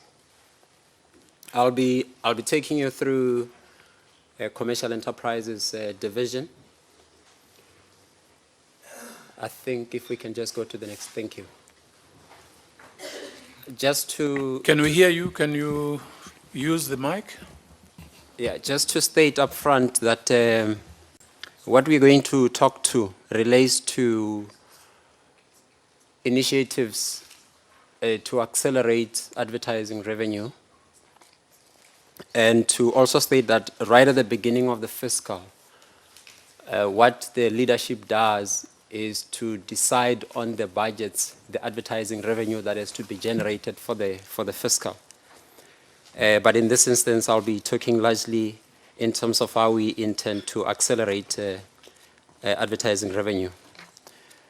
Commercial enterprises as a division, we exist to deliver business benefits to SABC advertisers. And we generate advertising revenue in three forms. One is what we call classic advertising. We also generate advertising through program and sports sponsorships, where we sell radio, TV, as well as online. And I think for the past couple of years, you will note that our advertising revenue has actually been stagnant, and that has largely been due to the audience performance with regards to our platforms. The one part that we are also largely focusing on going forward is how we intend to diversify our advertising revenue streams, which I'll talk to in brief. Second slide, please. So how advertising sales is generated is that there's a collective, the collective that works together from radio stations, television, and other areas of the business to support sales to be realized. Thank you very much. Let's go to the next slide. We also want to state up front, Chair, that the advertising industry sector has actually been very, very supportive to the SABC. And it's a sector that has been with us, I think, through and through during the most difficult times. When there are challenges, we speak to them on a regular basis so that they understand and continue to support the SABC. The next slide, what it does is to demonstrate that as commercial enterprises, we exist in a very, very competitive space where we compete with many other television channels, we compete with many other radio stations in the country. We also compete with other platforms such as online and digital. And it's very much important that we continue to grow, and how we largely go about it is to ensure that our competitive pricing strategies are intact, but we also ensure that we improve on our sales tactics on a regular basis in terms of how we commercialize our media assets. Thank you. Now, in terms of our focused approach, in terms of our turnaround plans, there are three areas that we're largely focusing on. One is to improve the effectiveness of converting our advertising opportunities in terms of revenues. That's what we do every time, every day. The second thing that is going to be very much important is how we work in terms of how we adjust our operating model. And the last thing is really to diversify our revenue streams, which is becoming a key point going forward in terms of how to ensure that we not only just rely on television and radio advertising, what other revenue streams exist for SABC to improve its bottom line.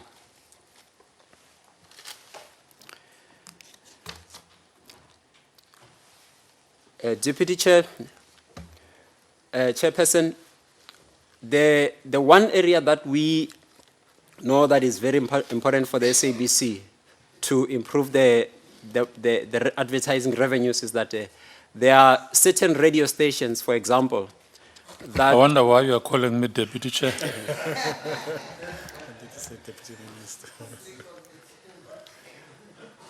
Thank you, Honorable Chair. I just want to emphasize the point that the approach that we are taking going forward is that competitive pricing in terms of how we commercialize our inventory becomes very important to improve the revenue performance of the SABC. We also are saying that radio stations, especially stations that are regional based, which we are mentioning in our document, becomes very important in terms of how we improve the profit and loss. In other words, those radio stations that you will find them at a regional level, there is a massive growth potential that can be realized from the SME sector. We can also realize a massive growth from a regional government business in particular. And we are quite deliberate in terms of how we are going to do that. The other area really is to say that our television channels, especially SABC 3 and SABC 2, which, as you know, in 2016 in particular, had gone through a massive change in terms of the local content quotas, has to actually turn around quite significantly so that we're able to improve those revenues. The next slide, what we have done is to break it down in terms of our growth areas. We cluster our radio stations in 3 segments. We have the big 8 radio stations, which largely cover the South African population from a footprint point of view. The second cluster is largely your regional radio stations. That's where we say that there's going to be a massive focus area where we target SME sector as well as government business, which exists in those markets. And the last segment is really the likes of Radio 2000 as well as SAFM, where we know that there's a massive opportunity to grow those particular brands. Thank you. Now, in terms of our detailed areas of improvement, one, we're going to be very aggressive in terms of how we trade. We have put down specific KPIs that the leadership will be holding us accountable on to say, if we are to see meaningful growth, which specific areas are we going to focus on? In this instance, we are saying that how we trade, where you drive high volume, high value, short-term trading, where you offer your clients opportunities across your platforms, will definitely drive meaningful growth for the SABC. And our focused approach likely is going to be those platforms, radio stations, as well as television channels that have an opportunity to actually grow their revenue base.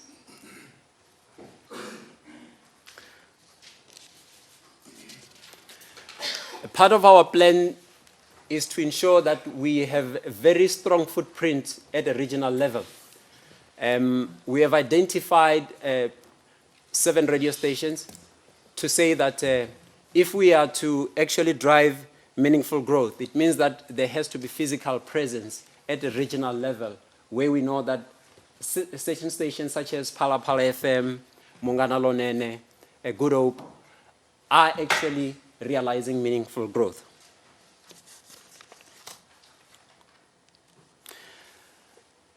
In terms of other revenue streams, I think my CFO in particular stated that where investment is made, we need to see meaningful ROI. There are two examples that we are giving. In this instance, one is the Premier League, which was procured, and we anticipate a positive ROI from the English Premier League, for example. We also stated that the T20, the partnership that we have with Cricket South Africa, our projections are giving us an indication that we will also do well in those instances. So where investment is made, we must make sure that there's concerted effort, that ROI is actually demonstrated. Honorable Chair, the other area that is important for the SABC to really grow is the online digital space, because that's one platform. If you look at the market trends at a global level, that's one growth area that the SABC has to put a lot of investment on.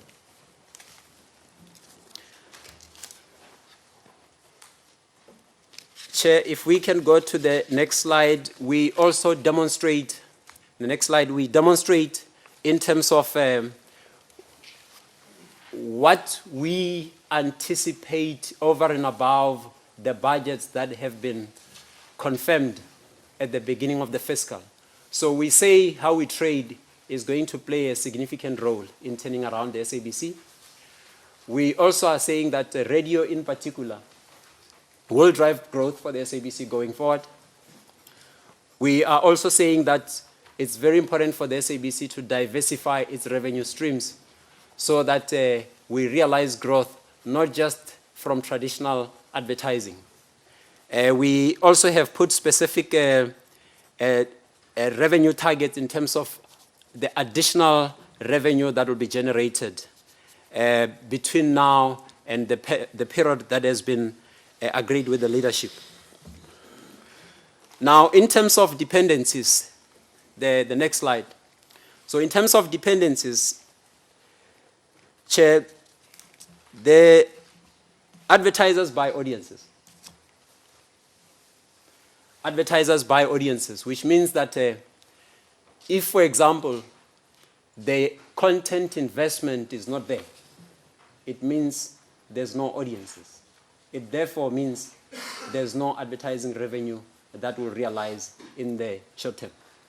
So SABC 3 as well as SABC 2, it's what we talk about on a daily basis in ensuring that we turn around those channels. We also are saying that as early as the beginning of this fiscal, we have aggressively started to diversify our revenue streams so that we just don't rely on TV as well as radio advertising. And the last thing is that because we exist in a market where it's a supply and demand, you also have to make sure that your pricing strategies are very competitive. But at the same time, you have to continue to remain attractive to your advertisers.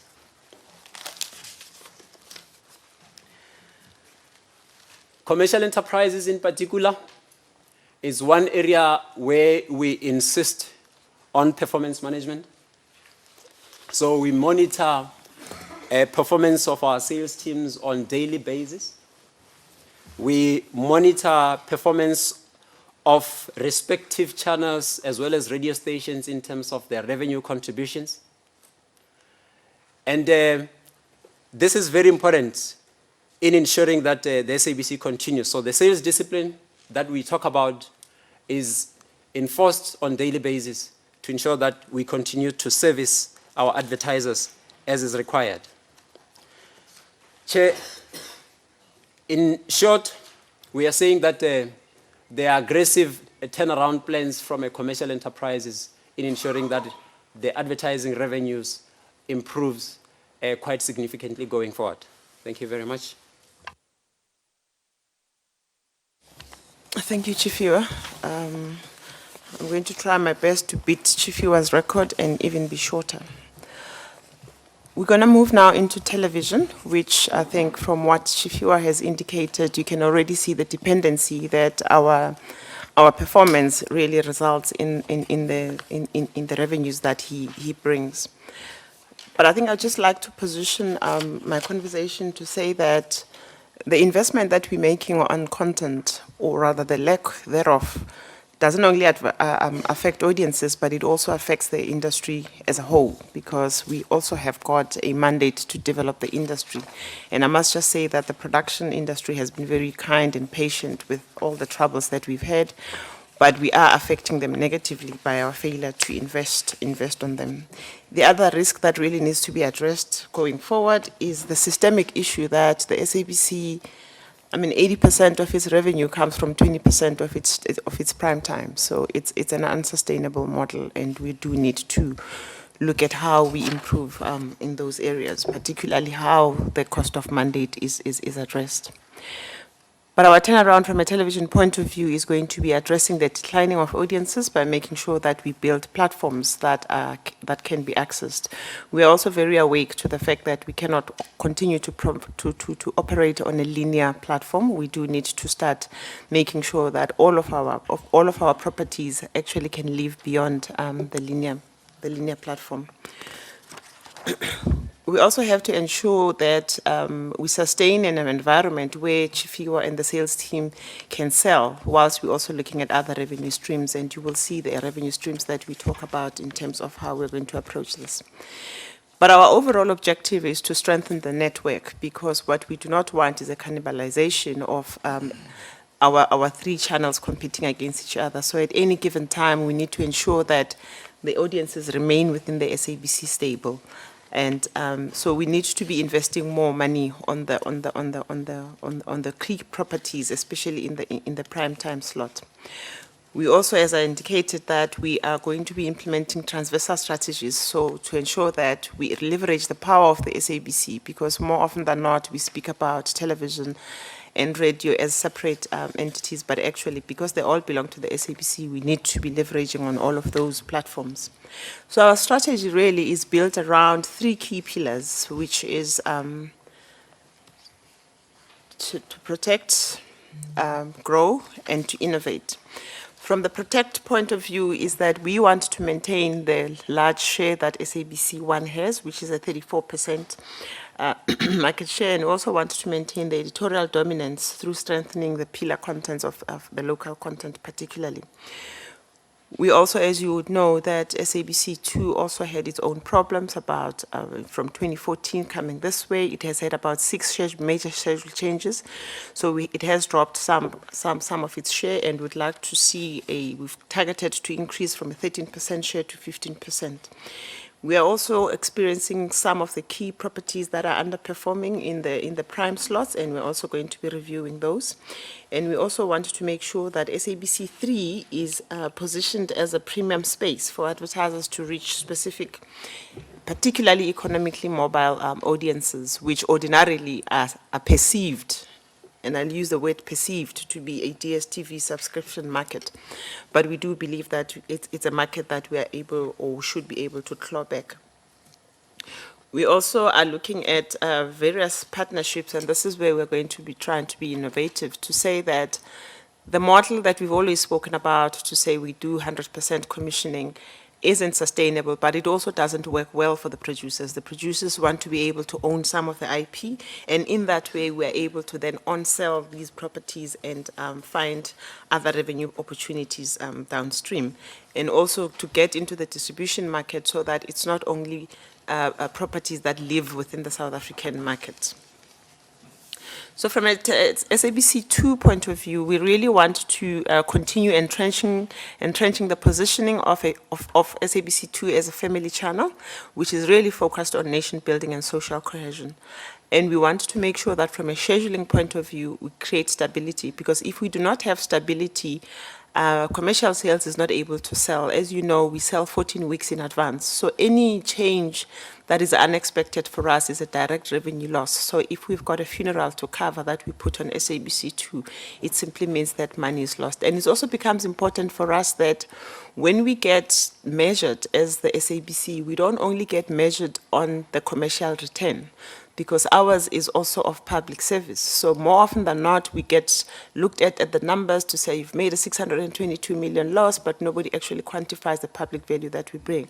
But it's important that as we have this discussion of a turnaround plan that is commercially based, we do raise those issues to say when we have schedule changes, it actually has a direct implication on the revenue.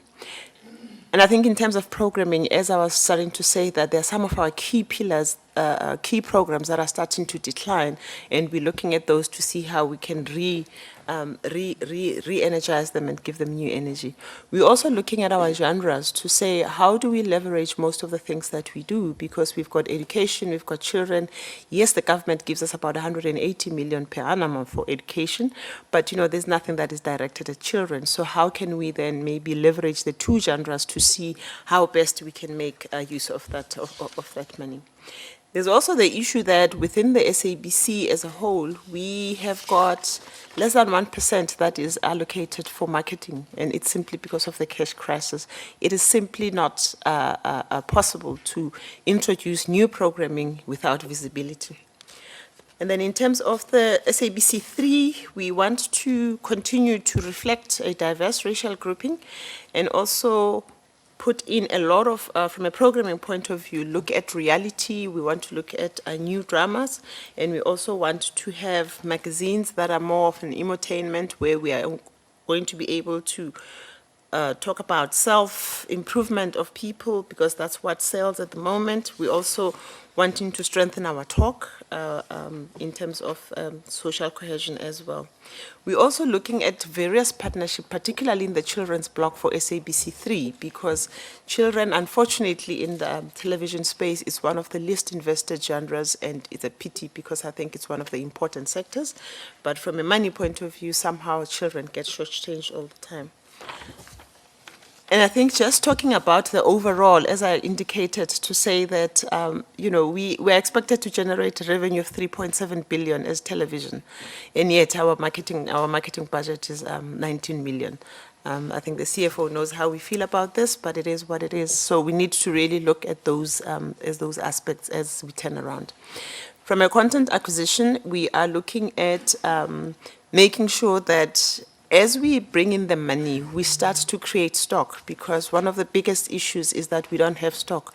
So essentially, we produce to transmission, which is not very viable, especially for the sponsorship component that Chifiwa is looking to sell.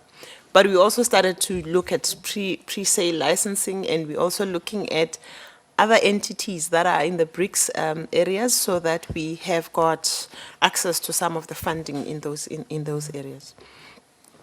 I've already spoken about the negative impact this has on the production industry. And then in terms of content exploitation, we are looking to diversify the rights, so that when we acquire the programming, we also make sure that the producers own some of the rights, so that they also have the responsibility to expand this. We're also looking at a new way of charging for our channels in terms of carriage fees, and a lot of people have expressed interest in having access to our channels, and we're also looking at those things. We're also wanting to look at partnerships that are long-term in terms of production companies, but we are also talking to some of the finance sectors who are keen to partner with our production houses and also help us in terms of building the stock. So from a non-linear point of view, I've already indicated that the big ticket item for SABC is that we should commission platform agnostic content, because it's not just about television anymore. The convergence has shown us that we actually have to live on all the platforms.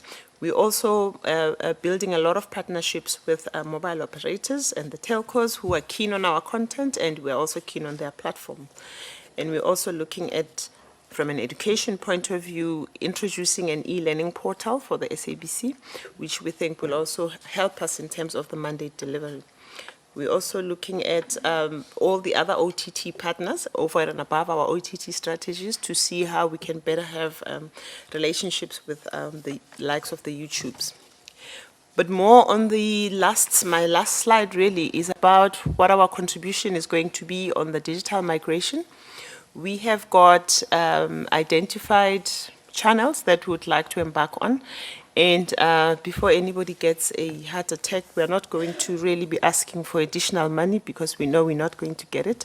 So we are going to be continuing with the channels that you see there, SABC 1, SABC 2, SABC 3, and SABC News. SABC parliamentary channel, we believe that that's a low-hanging fruit that really should be migrated to our DTT platform as we speak.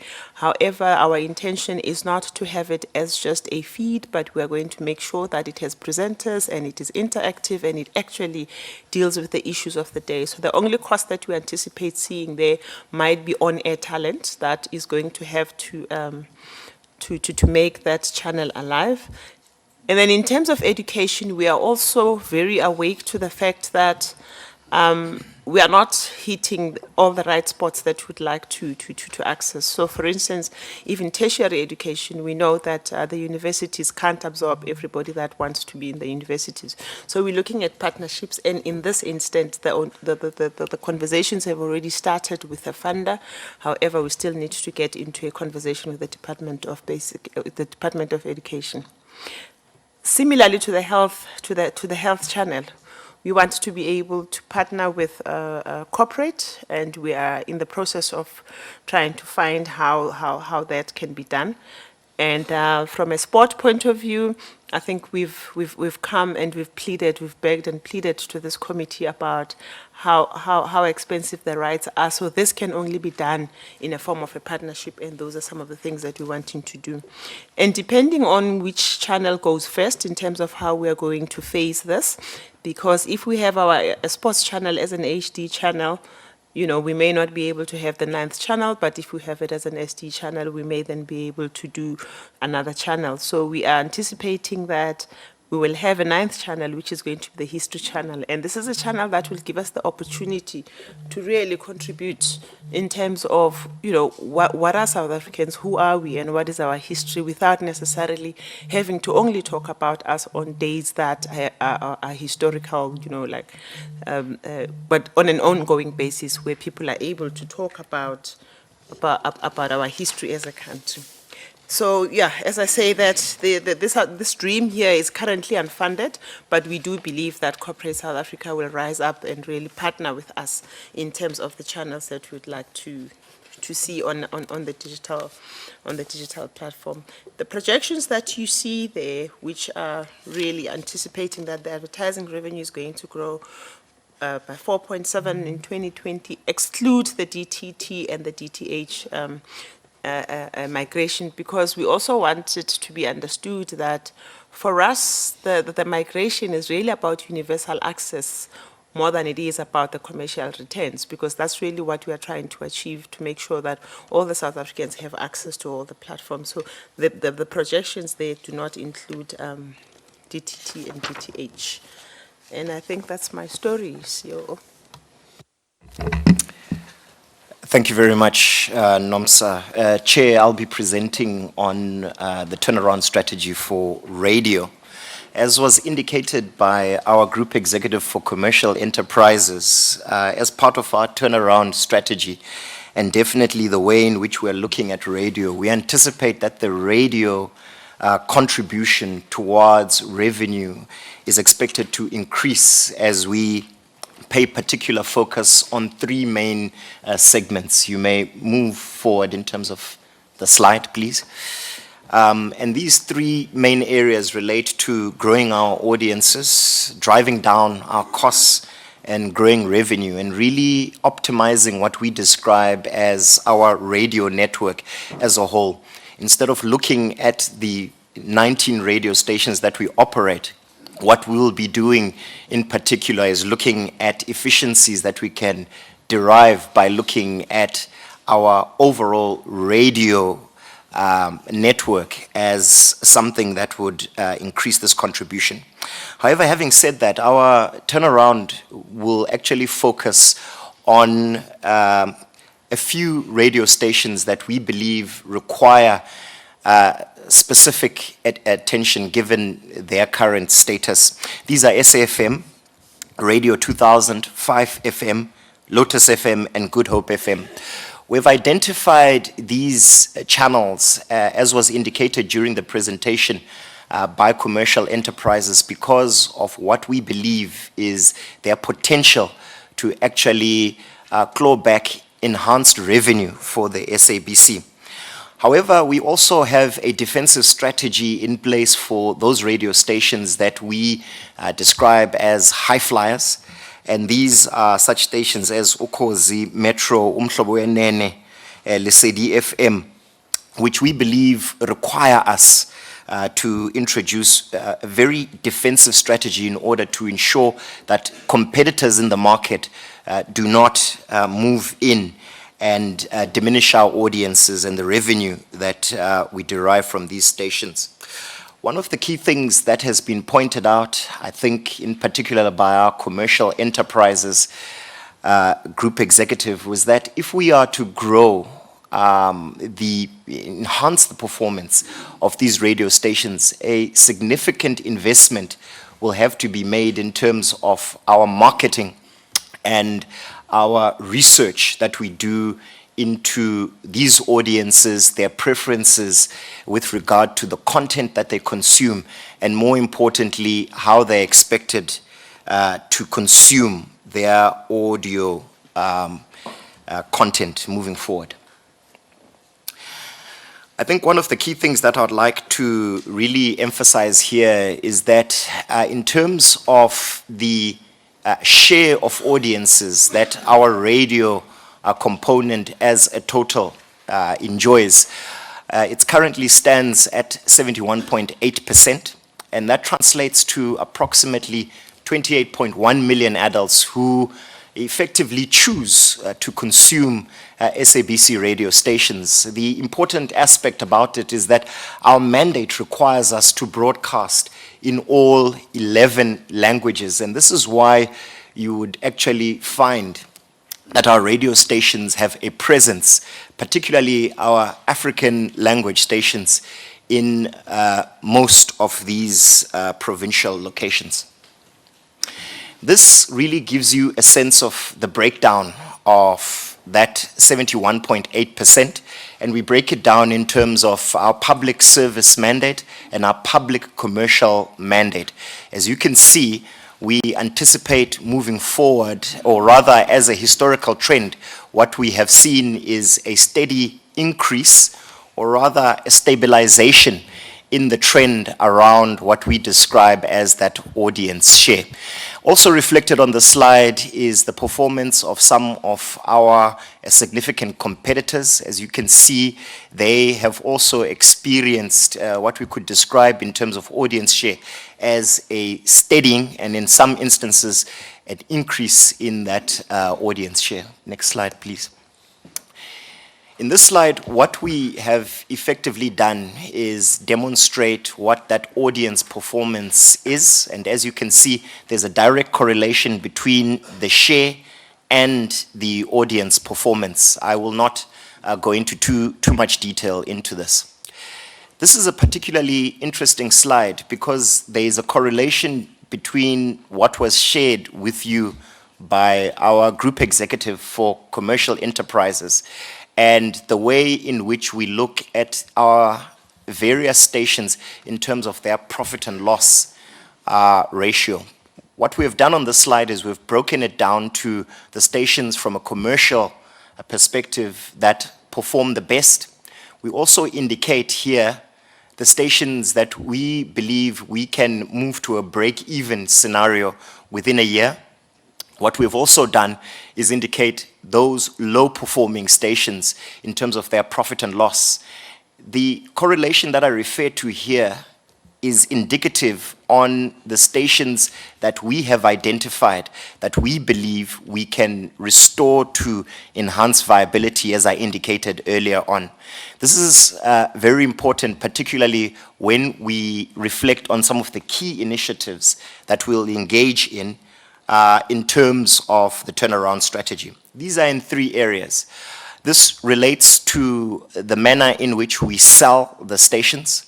What is indicative here was shared by a group executive for corporate affairs. We believe that there is an opportunity for us to sell more aggressively to small, medium enterprises in provincial areas where we have representation. This was reflected by our group executive for corporate affairs, our group executive for commercial enterprises. We also believe that, as was indicated by our Chief Financial Officer, that there's a requirement really for us to focus on how we will ensure that our costs are kept down. If I can reflect on some of the strategies that we intend to look at, is to really look at the position of some of the stations that from the outside appear to be cannibalizing existing audiences. A good example of this is True FM, and one of the things that we'll be looking at is what our turnaround strategy has in place for this platform in particular. Now, when we look at the turnaround strategy, it's really broken down into 2 main areas. As I indicated, we believe that we, in order to grow our audiences and to grow our revenue also at the same time, that we'll have to invest significantly in our marketing component. What this slide indicates is that there has been a decline in the spend in marketing over a historical period beginning from 2015.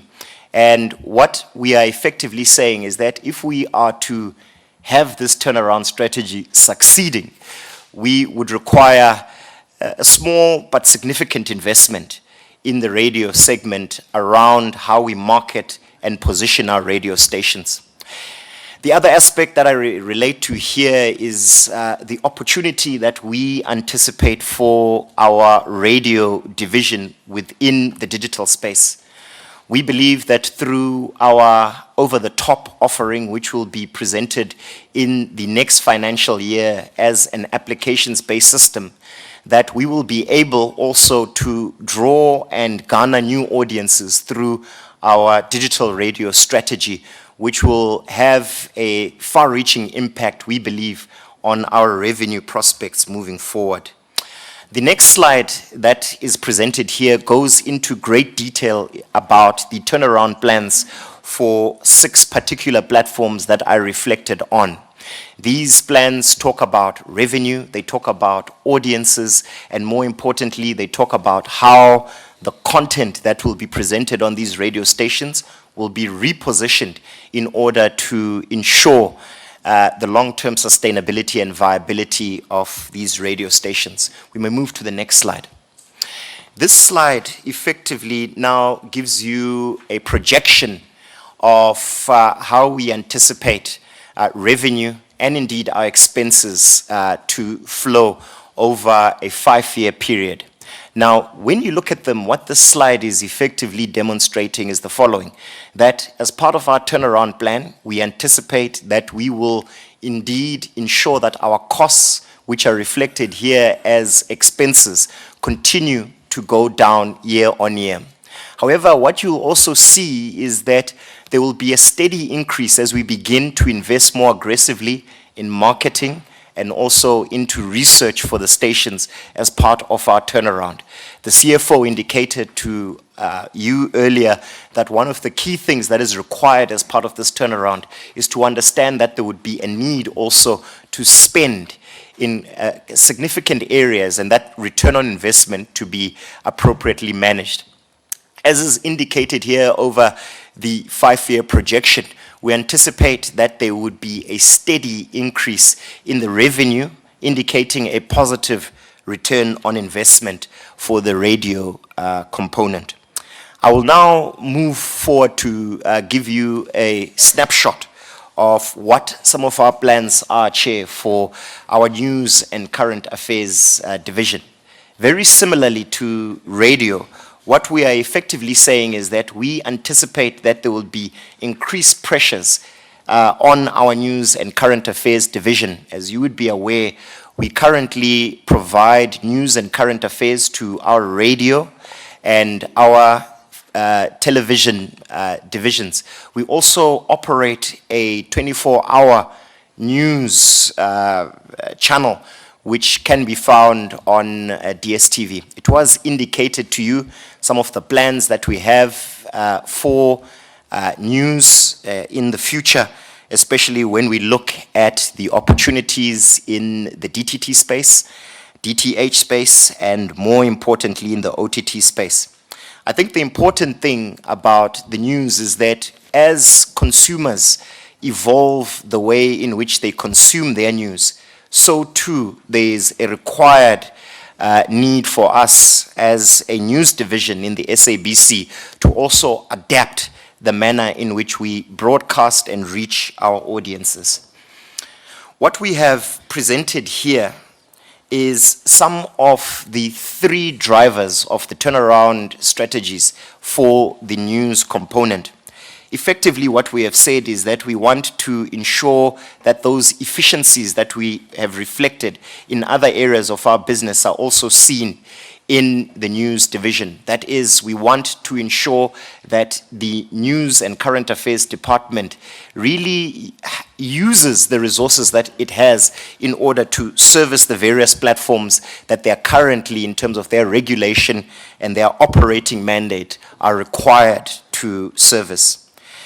Cost containment is a key theme that will be reflected in all of the areas that we talk about. What we have said to the news division is that there is a requirement for them really to manage their costs very effectively. Signal distribution as part of the fulfillment of mandate is one of their key cost drivers. So too are broadcast costs, particularly when we look at this mandate. In the next slide, what you will see is a presentation of some of the CapEx requirements that would be required in order to ensure that from an infrastructure perspective, that the news from a technical perspective, news from an infrastructure perspective, that we invest the necessary kind of capital investment to ensure that our news remains competitive and is able to compete effectively against the current entrants and certain anticipated new entrants.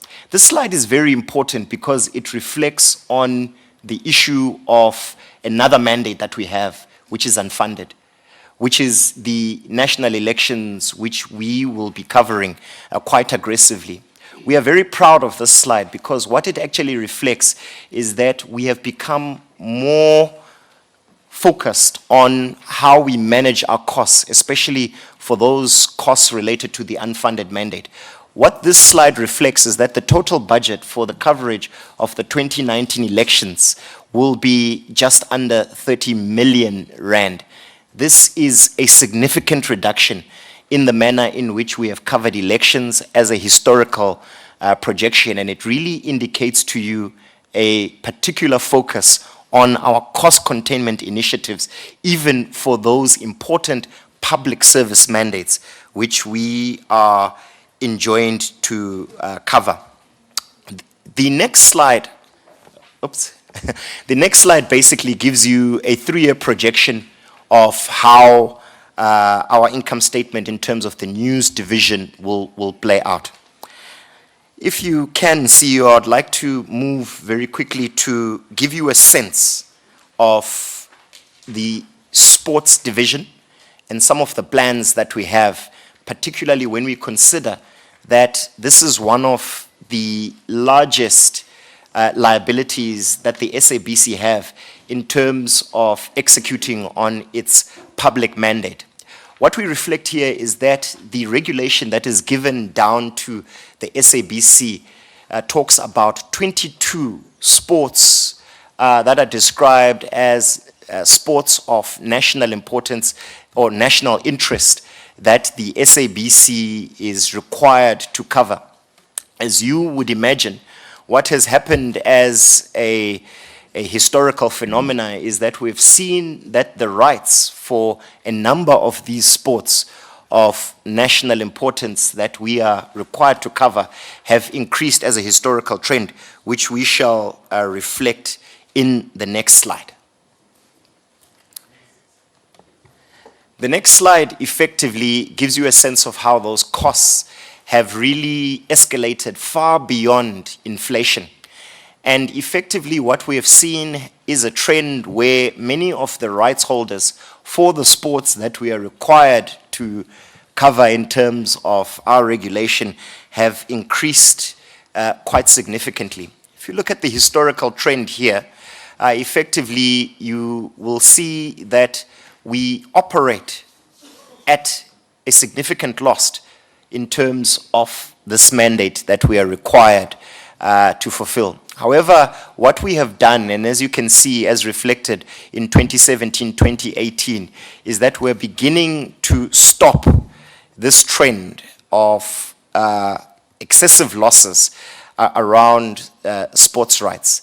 And this is really reflected in some of the acquisitions of sports rights that we have done in the past 6 months that have already begun to realize a significant revenue. And here we're talking about rights like the English Premier League that we now broadcast on SABC 3, and the anticipated revenue, as was reflected from our group executive commercial enterprises, that will derive from the recent rights acquisition of the T20 Global Tournament, which will be coming to South Africa. Next slide, please. So effectively what we are saying about the lack of funding for the mandate which is given to us is the following. Sports events that have been historically broadcast are most likely not to be broadcast on the SABC unless we address this issue of the unfunded mandate or the gap in sporting rights. So once sporting rights are lost, it is also important for us to indicate to you that it is then very difficult for us to regain these rights.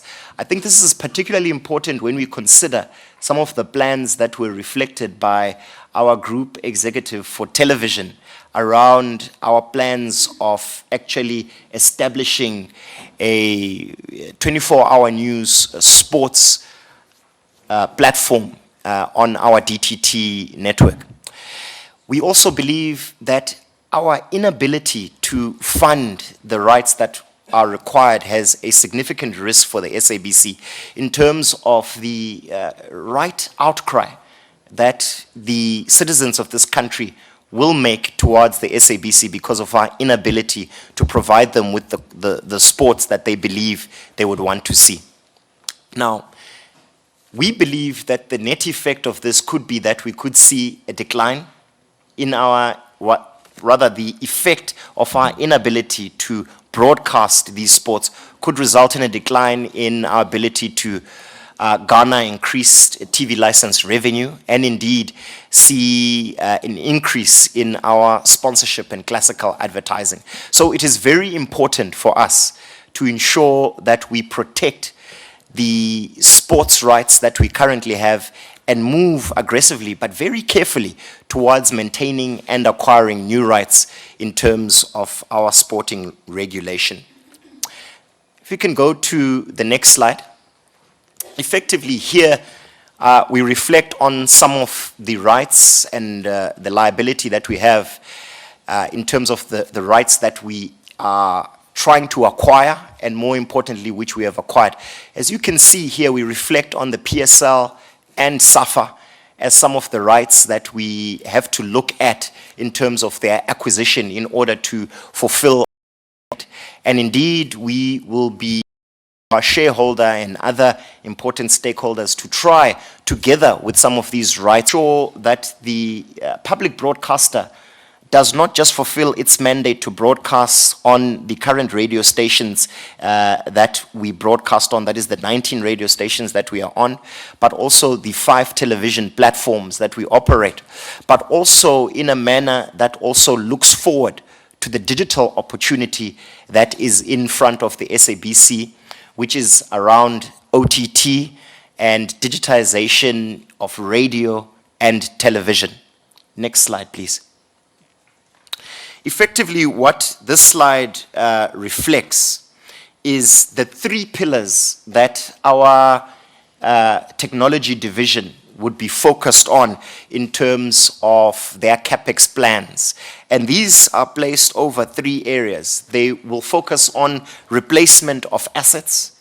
This is very important because a lot of our infrastructure requires us to replace because of the age and the high usage of this infrastructure. There's also a requirement, particularly when I reflected for a radio and also to a great degree for television, to upgrade our assets for the transmission and broadcast of television and broadcast. The third aspect that they would be focused on is really around the acquisition of new assets. And this really has to do with the opportunity that I reflected on around the digital space.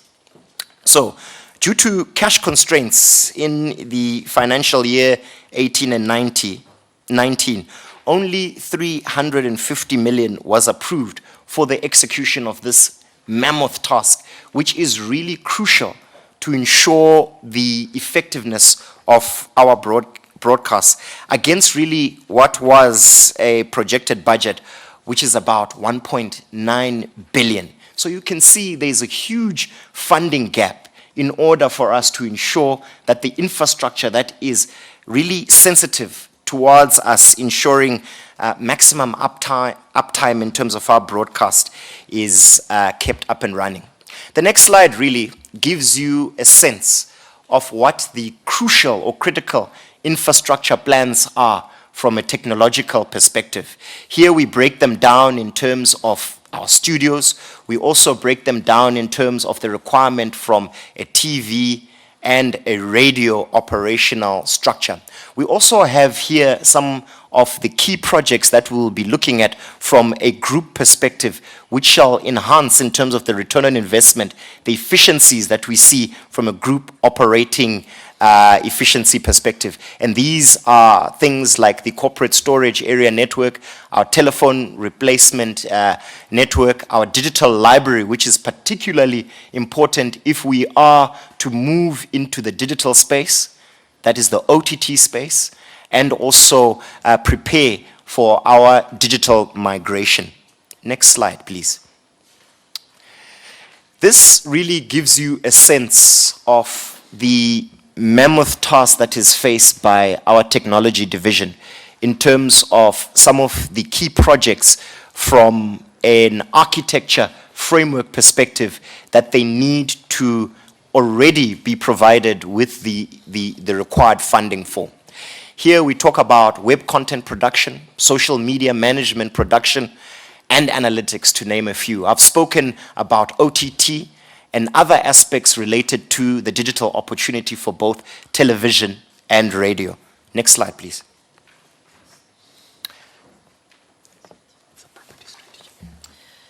I have referred to the property strategy that is ongoing in the organization, so just one or two short sentences about that. We have property to the value of about 2.5 billion rand. It includes a property in London. All these properties are currently with the assistance of a property advisor being assessed in the course of the next 6 to 8 months in terms of what the way forward with each of these properties will be to ensure that we either minimize risk or maximize return on investment. The London property specifically, the sale is likely to be concluded in this financial year.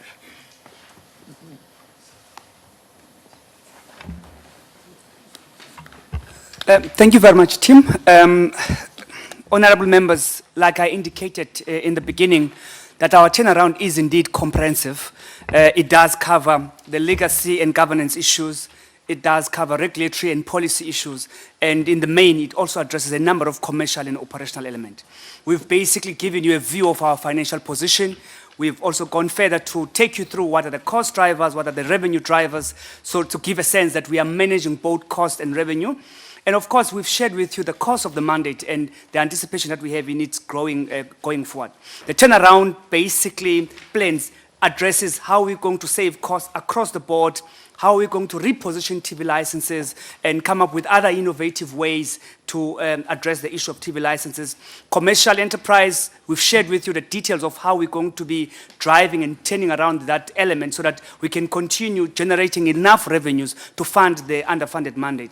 We've touched on TV, we've touched on radio, we've given you a view of sports as a mandate and how much it's costing us and what are the ideas that the team has put together to try and get that sports rights in better negotiated deals that can give SABC some form of return in the sports rights. We've also shared with you the employee costs, which basically give you a sense of why we've advanced the kind of initiative that we've advanced. So the notion that the turnaround strategy is one element, it is entirely not true. We've given you a comprehensive view of how we're going to do. And part of the reason why the communication around Section 189, we're starting a process of consultation, which will allow us to engage in a meaningful consensus seeking with the unions and our employees around how best to move forward. So that's what the team has done. And I want to thank the team and the non-executive members of the board for their input and for helping the team really get us to where we are. And I'm hoping that South Africans will get a sense that we know what we're doing and we are committed to deliver on our mandate. Thank you. Over to you, Chairperson. Yeah. We have taken almost 3 hours for the presentation. It's fine. We wanted a thorough briefing from SABC. We'll take only 2 hours for engagement. And then there will be 1 hour lunch. From 1 o'clock to 2, at 2 o'clock we're back here. We'll proceed for another 2 hours from 2 o'clock. And then we can adjourn after that. So, members, I really don't understand the Parliament, how it works. In terms of logistics, the meeting is here, we are told to go to Mark's building for lunch. I really don't understand why we didn't get a venue in Mark's building, for starters. I mean, how do we spend time walking to Mark's building? But anyway, that's where we are going to have lunch, because that's the only restaurant open. Yeah, so we'll go there now and come back at 2.